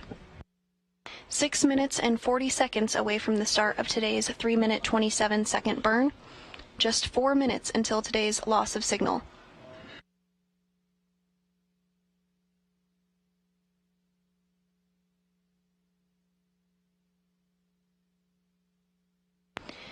As you can see from this telemetry-driven animation, Orion is now 202 miles away from the lunar surface.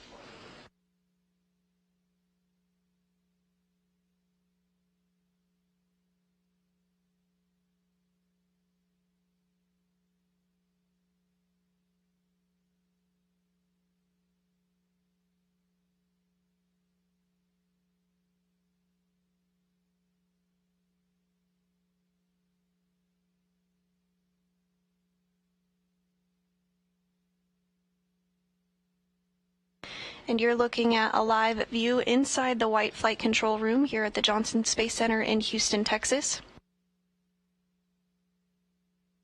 NASA Flight Director Judd Freeling is leading the team on console at this hour.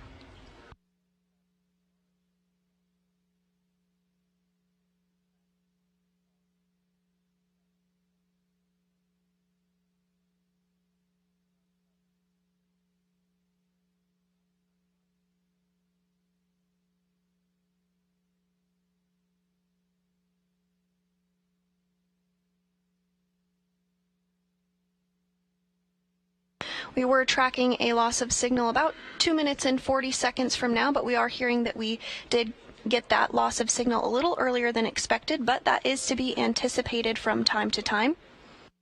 So now the next major milestone that we'll look ahead towards is the return-powered flyby burn less than 5 minutes from now. While we are traveling behind the moon, we do not have signal with the spacecraft because the moon is blocking the connection to the Deep Space Network. We anticipate that loss of signal to last about 30 minutes.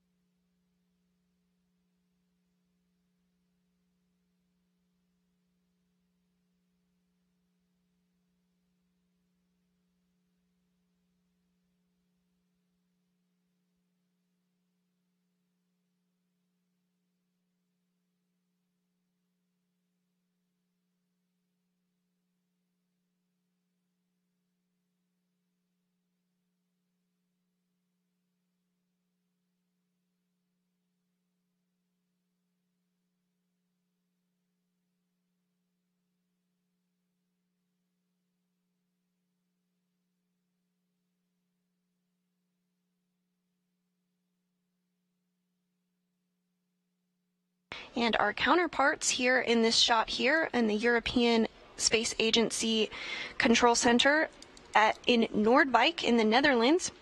The European Space Agency's contribution to Artemis is, of course, the European Service Module, where the Orbital Maneuvering System, or OMS, engine is located. That's the engine that will be used for today's 3-minute and 27-second burn to propel us around the backside of the moon and commit us to a trajectory back to Earth ahead of a splashdown on December 11th. We're now less than 3 minutes away from the start of that 3-minute 27-second burn. Right now, we do not have signal with the Orion spacecraft. That is expected as the vehicle is traveling behind the moon.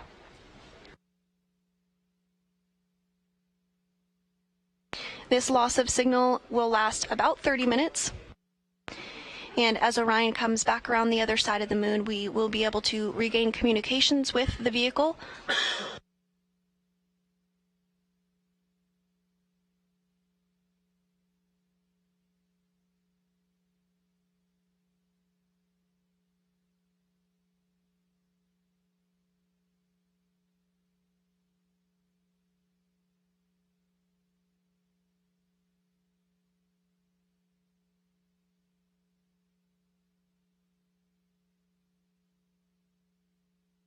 Now less than 2 minutes from today's return-powered flyby burn.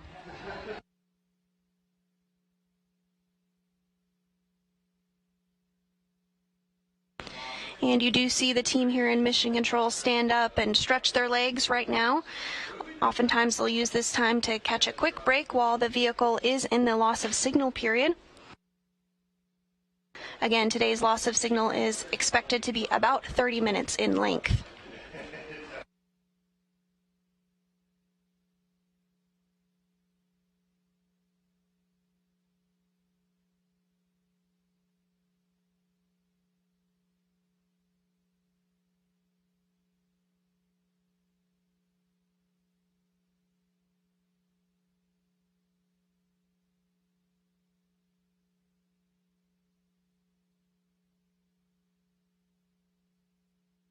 One minute until the start of today's return-powered flyby burn.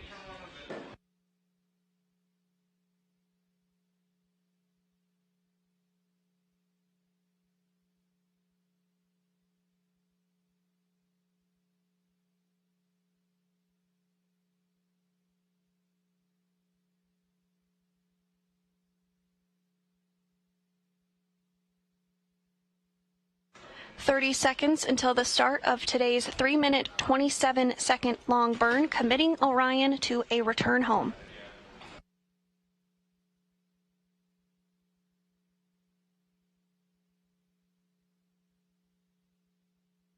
"15 seconds until burn start."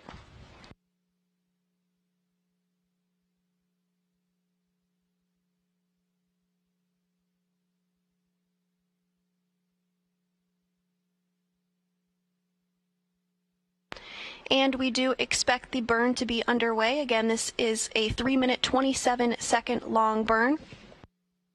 Because Orion is behind the moon and we do not have signal with the vehicle, we will not be able to confirm that the burn has began or the results of that burn until we come back around to the other side and regain communications on the Deep Space Network.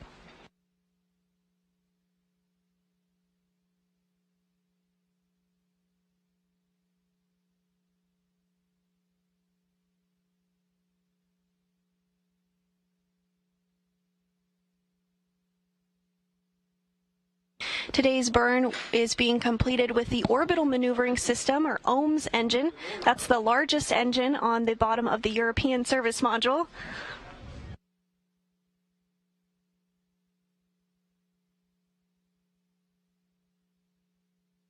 Today's 3-minute and 27-second long burn will be the longest during the Artemis 1 mission used by the OMS engine, but the OMS engine can fire for up to 16 minutes in length.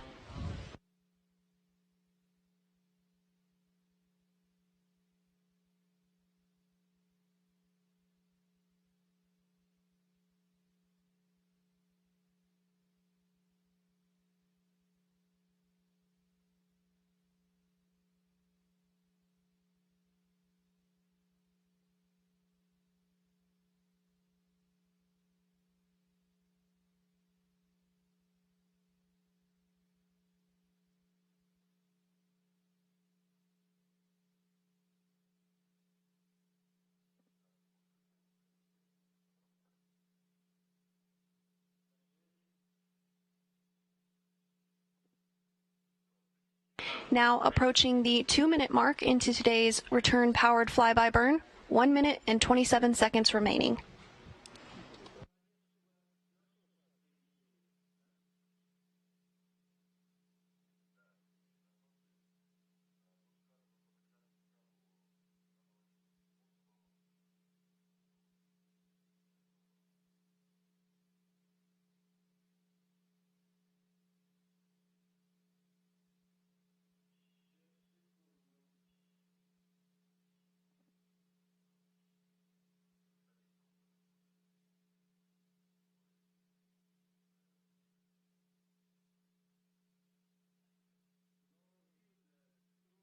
We're approaching the 3-minute mark into today's burn. Again, this burn is critical as it will slingshot us around the backside of the moon and place us on a trajectory ahead of a splashdown off the coast of California.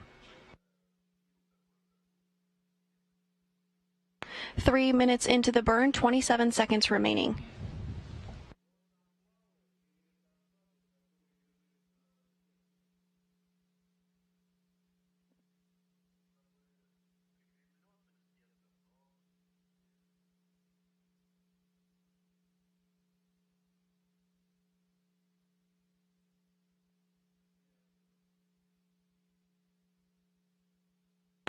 and we do expect the burn to be complete at this time. Again, because we are behind the moon and do not have signal with the spacecraft, we will not be able to confirm until Orion comes back around the other side of the moon.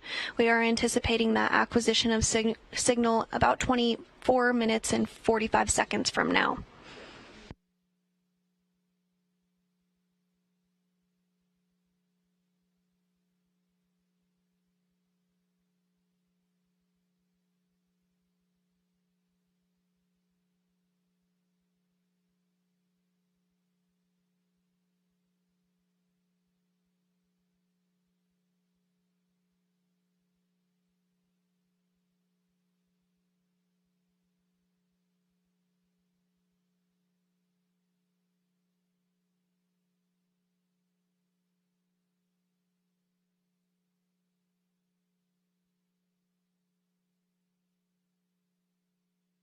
And if you're just joining us, the return-powered flyby burn, the burn that is going to send Orion back around the other side of the moon in anticipation of a splashdown next week off the coast of California, has completed. Orion is still behind the moon at this hour, and we are in a period of a loss of signal with the vehicle. We're anticipating to get that acquisition of signal back less than 24 minutes from now. But while Orion continues its journey around the moon, I do have a very special guest joining me today. This is Najud Moranci. She is the chief of the Exploration Mission Planning Office here at the Johnson Space Center in Houston, Texas. So thank you so much for joining us today, Najud.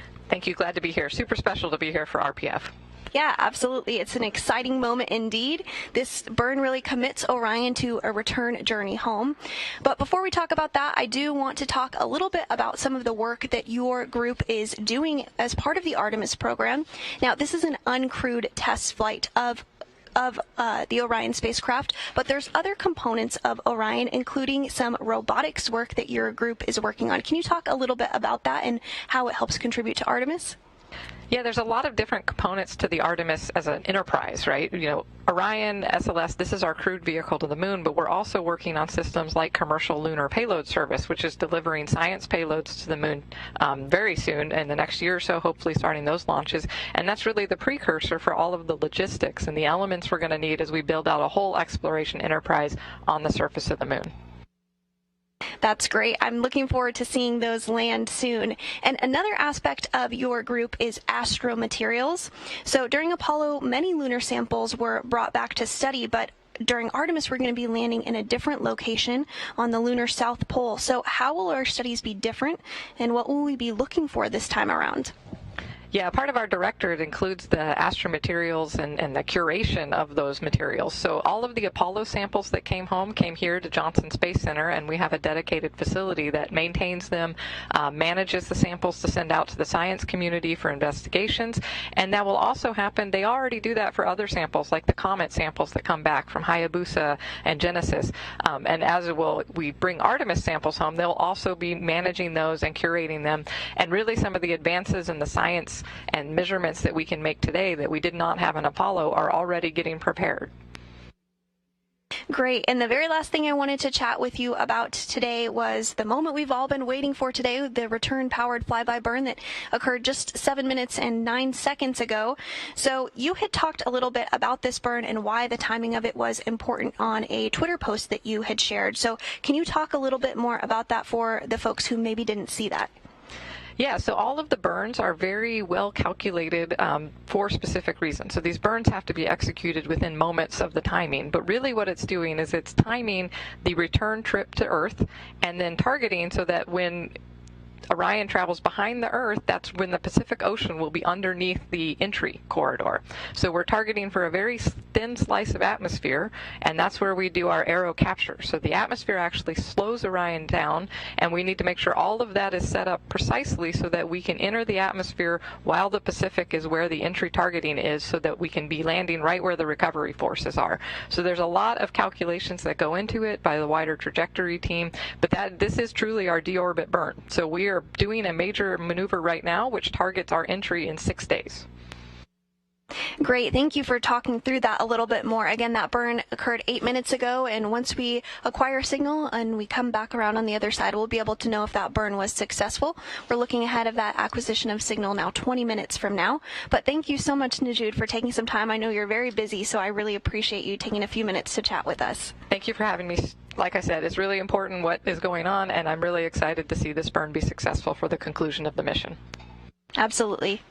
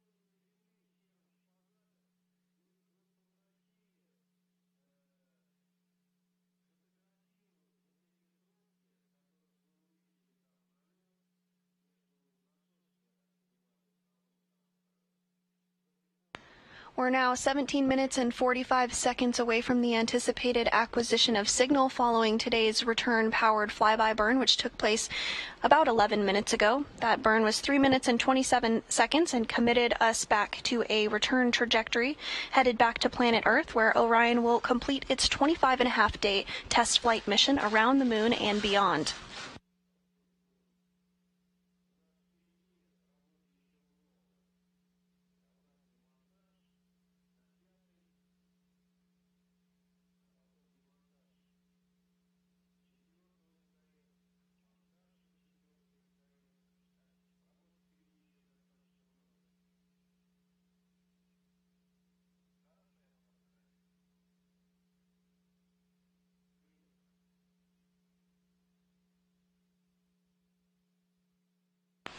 Now, the last time NASA made a journey around the moon in anticipation of a return home to Earth was during the final Apollo mission in 1972. That crew launched nearly 50 years ago to the day on December 7th, 1972. As part of that flight, Commander Gene Cernan and Lunar Module pilot Harrison Smith walked on the moon, while Command Module pilot Ronald Evans orbited above. The crew splashed down on December 19th, 1972, and completed 3 spacewalks during their mission. And during Apollo 17, they orbited the moon 75 times.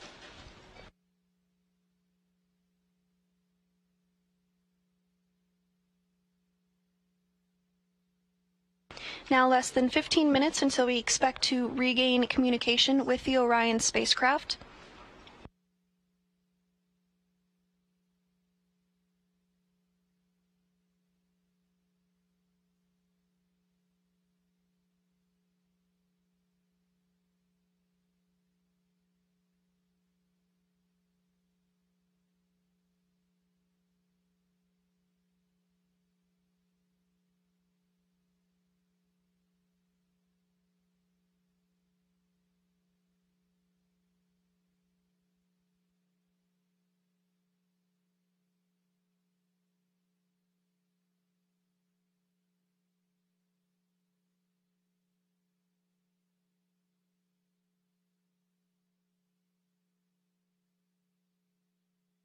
If you're just joining us today, 13 minutes and 30 seconds ago, the orbital maneuvering system on board Orion fired for 3 minutes and 27 seconds, propelling the spacecraft around the moon and placing it into a trajectory ahead of a return back to Earth.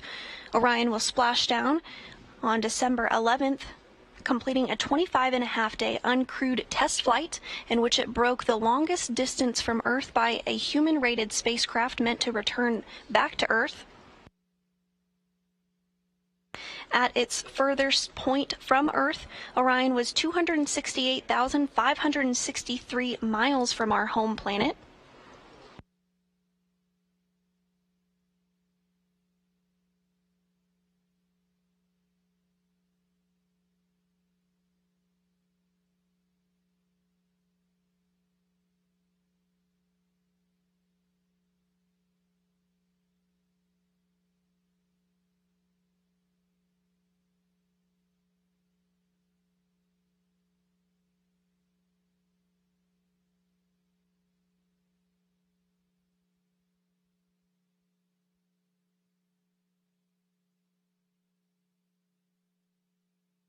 We're about 13 minutes away from our anticipated acquisition of signal.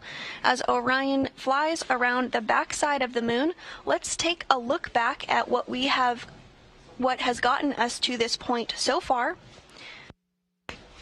First up, we start with the Space Launch System launching from Pad 39B at the Kennedy Space Center in Florida with its sights set on the moon. SLS blasted off at 12:47 a.m. Central on November 16th. You see those 4 RS-25 engines lighting up the Space Coast. You can also see the core stage climb up, as well as one of the 2 solid rocket boosters in this view. And on top of the vehicle is the launch abort system, and of course the Orion spacecraft now behind the moon. This video shows SLS and Orion's climb to orbit from the perspective of a camera on the rocket. It was about an 8.5-minute climb into orbit. You can see the launch pad grow smaller and smaller as the Space Launch System propels Orion into orbit. Following liftoff and the climb to orbit, the translunar injection burn took place. The translunar injection maneuver took place as the upper part of the rocket, officially named the Interim Cryogenic Propulsion Stage, or ICPS, fired one RL-10 engine producing 24,750 pounds of thrust to accelerate the vehicle to more than 22,600 miles per hour, a velocity fast enough to overcome the pull of Earth's gravity and propel Orion out of low Earth orbit to send the spacecraft to the moon. The TLI maneuver precisely targeted a point on the moon that guided Orion close enough to be captured by the moon's gravity.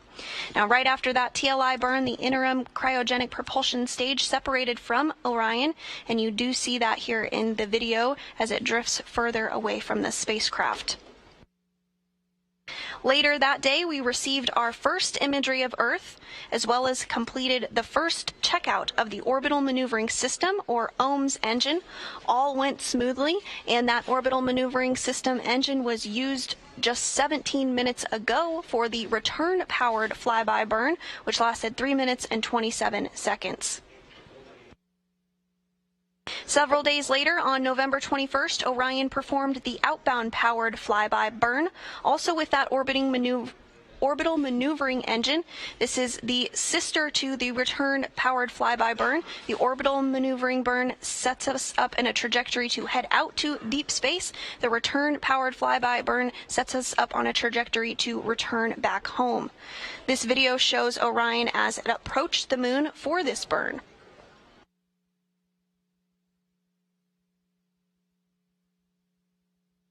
And as we mentioned in this broadcast several times, Orion has traveled further than any human-rated spacecraft, but in this view here that was taken just shortly before that, you can see an eclipse, the moon traveling in front of the Earth, a view we don't often see here on Earth. And this photo was taken on Flight Day 13, November 28th, when Orion reached its maximum distance from Earth, when it was 268,563 miles away from our home planet. Orion has traveled further than any spacecraft built for humans meant to return back home. And in this video here, you see Orion's solar arrays split the difference between Earth and the Moon on flight day 14. This image is captured by a camera on the tip of one of the spacecraft's 4 solar arrays.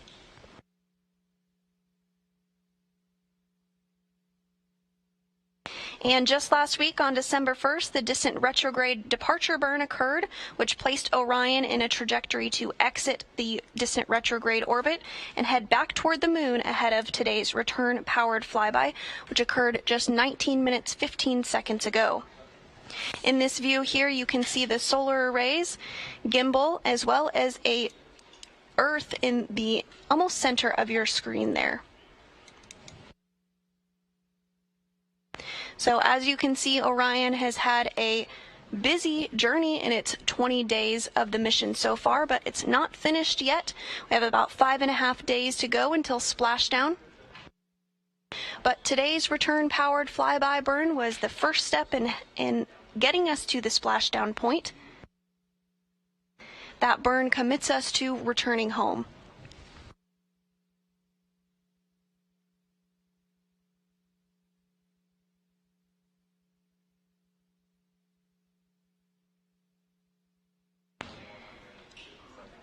We anticipate regaining communications with the Orion spacecraft about 8 minutes and 15 seconds from now.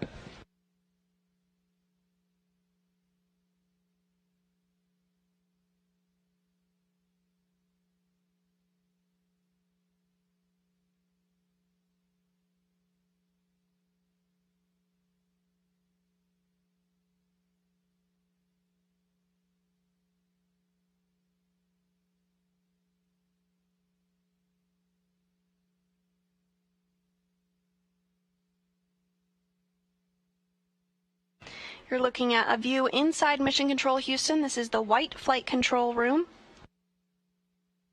The flight director during today's shift and return-powered flyby burn is NASA Flight Director Judd Freeling.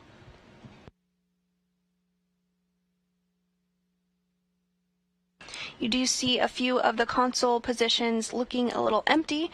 That is because we are in that loss of signal period. This is a great time for the flight controllers here in Houston to grab a quick break.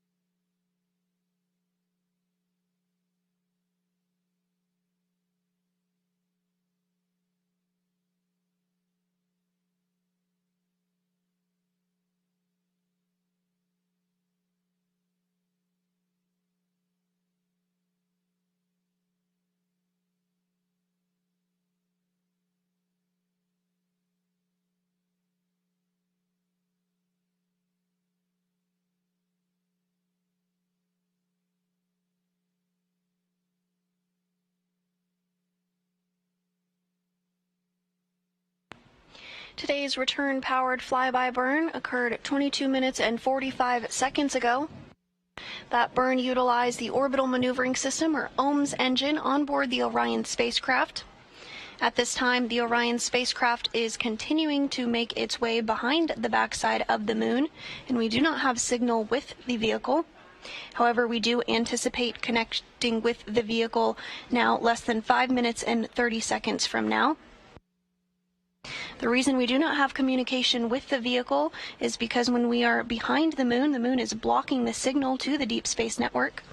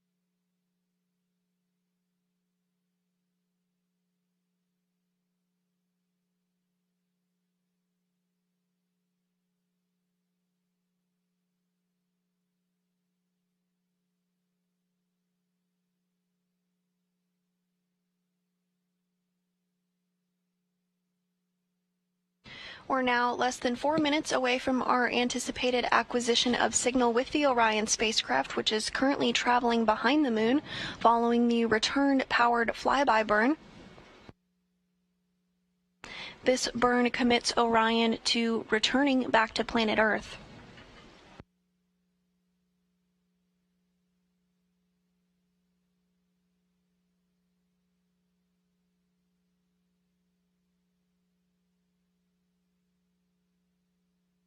This return-powered flyby sends Orion close enough to the lunar surface to leverage the moon's gravitational force and swing the spacecraft into a trajectory to return back to Earth.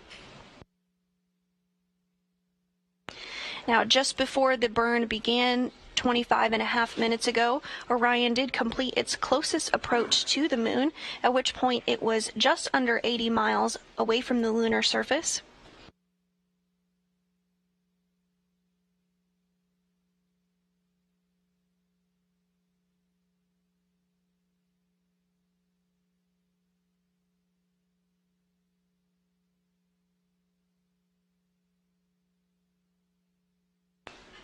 Beginning to see more folks trickle back into the White Flight Control Room as we narrow in on our anticipated acquisition of signal with the Orion spacecraft, which is currently traveling behind the moon.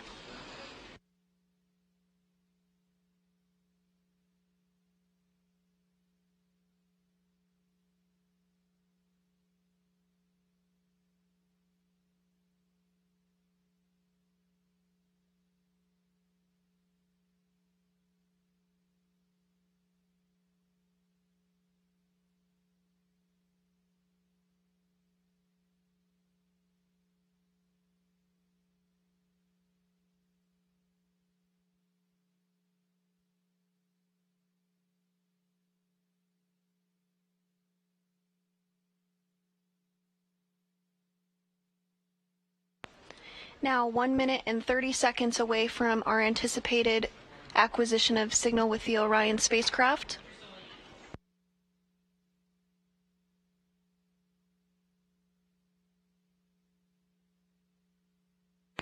Once we acquire signal with the spacecraft, the team here in Mission Control Houston, namely the flight controllers, will be able to analyze the data that the vehicle is sending back to us in Mission Control.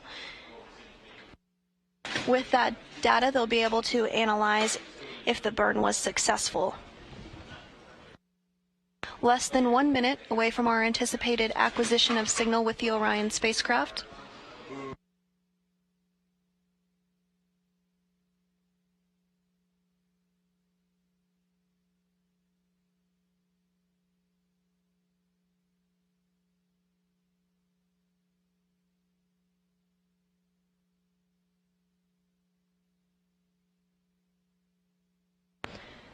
.30 seconds away from anticipated acquisition of signal.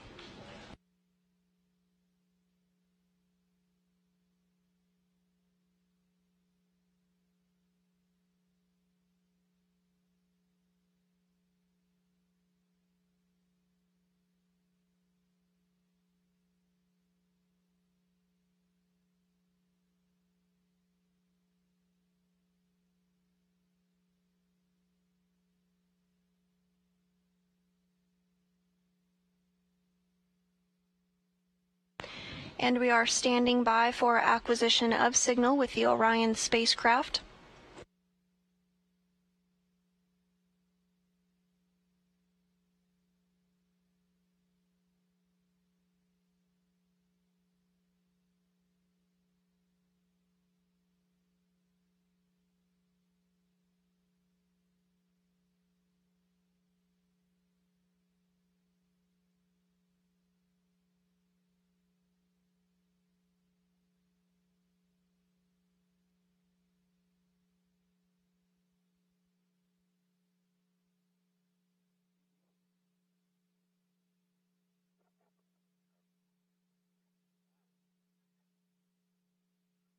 And we do have confirmation of an acquisition of signal on the Deep Space Network in Goldstone at 11:12 a.m. Central.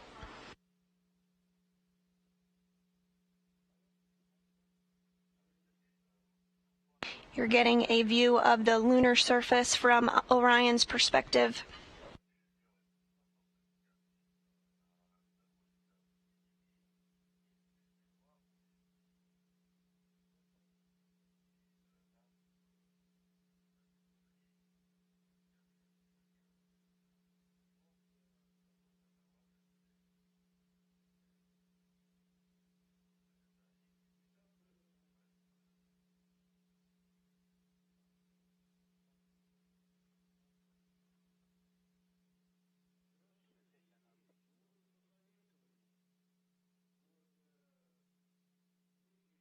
And we are hearing good confirmation that the burn was as expected.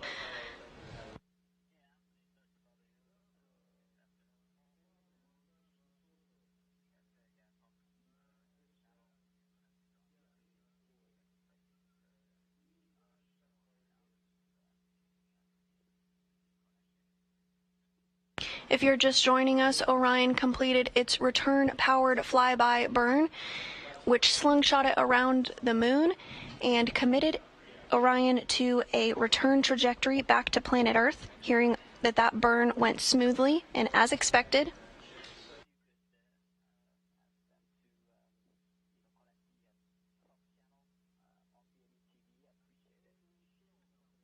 You are seeing a view on your screen of the lunar surface as well as Earth. For Orion, this is not a goodbye, but a see you later to the moon, our nearest celestial neighbor, as we begin to get our first glimpse of an Earthrise coming into frame. In this view, we see 8 billion human lives all existing upon our pale blue dot, our blue marble, our very own spaceship Earth. And after a long journey, Orion is now coming home.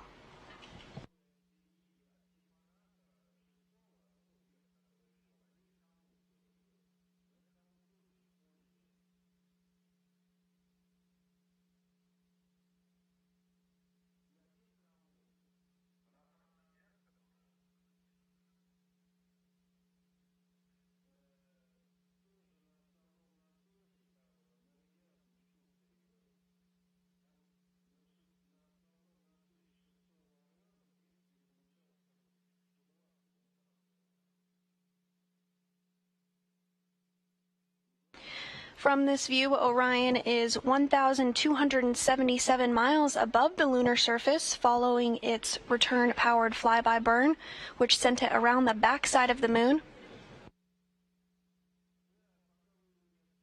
Orion now has its sights set on home. Orion will splash down off the coast of California on December 11th. Wrapping up a 25-and-a-half-day mission.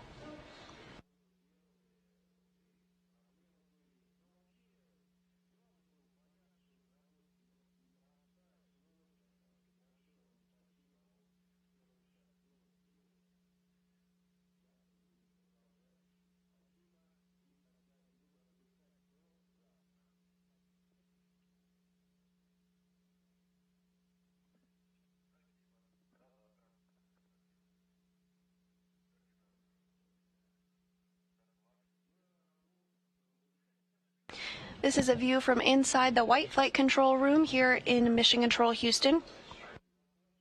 The team is being led by NASA Flight Director Judd Freeling.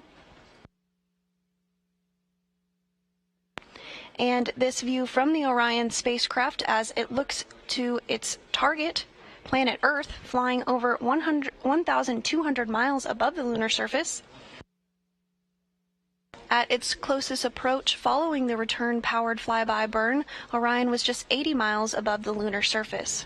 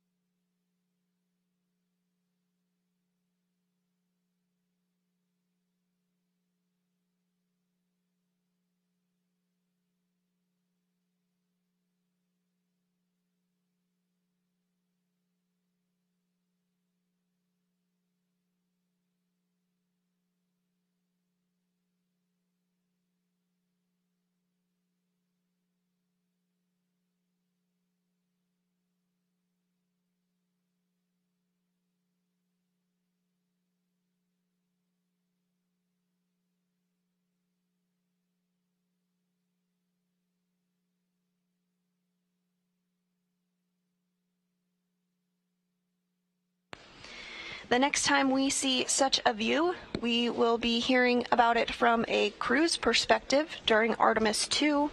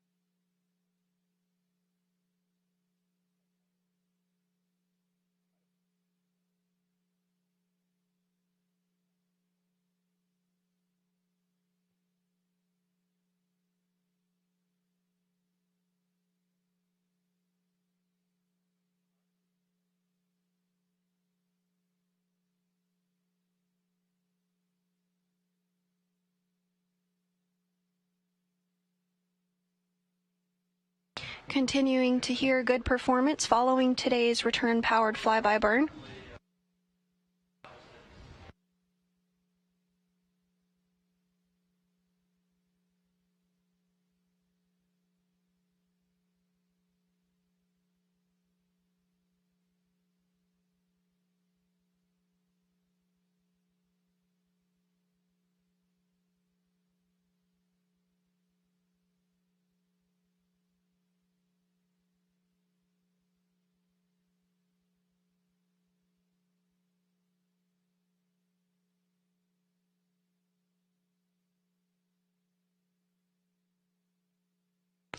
The Orion spacecraft is continuing to distance itself from the moon, now over 1,500 miles away from the lunar surface.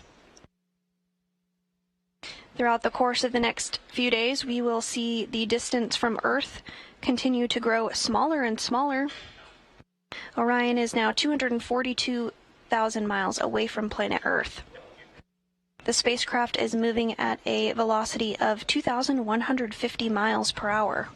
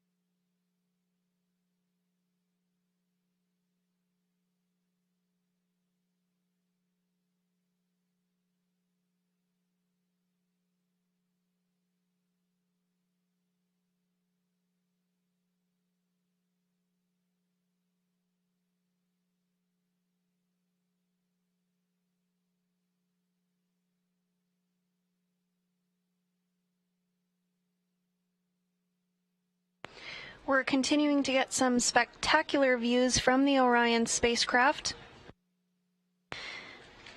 This view is from one of the solar array wing or SAW cameras on board the vehicle. The vehicle now over 1,680 miles away from the moon. And that small sliver towards the bottom of your screen, that's here, that's home, that's us.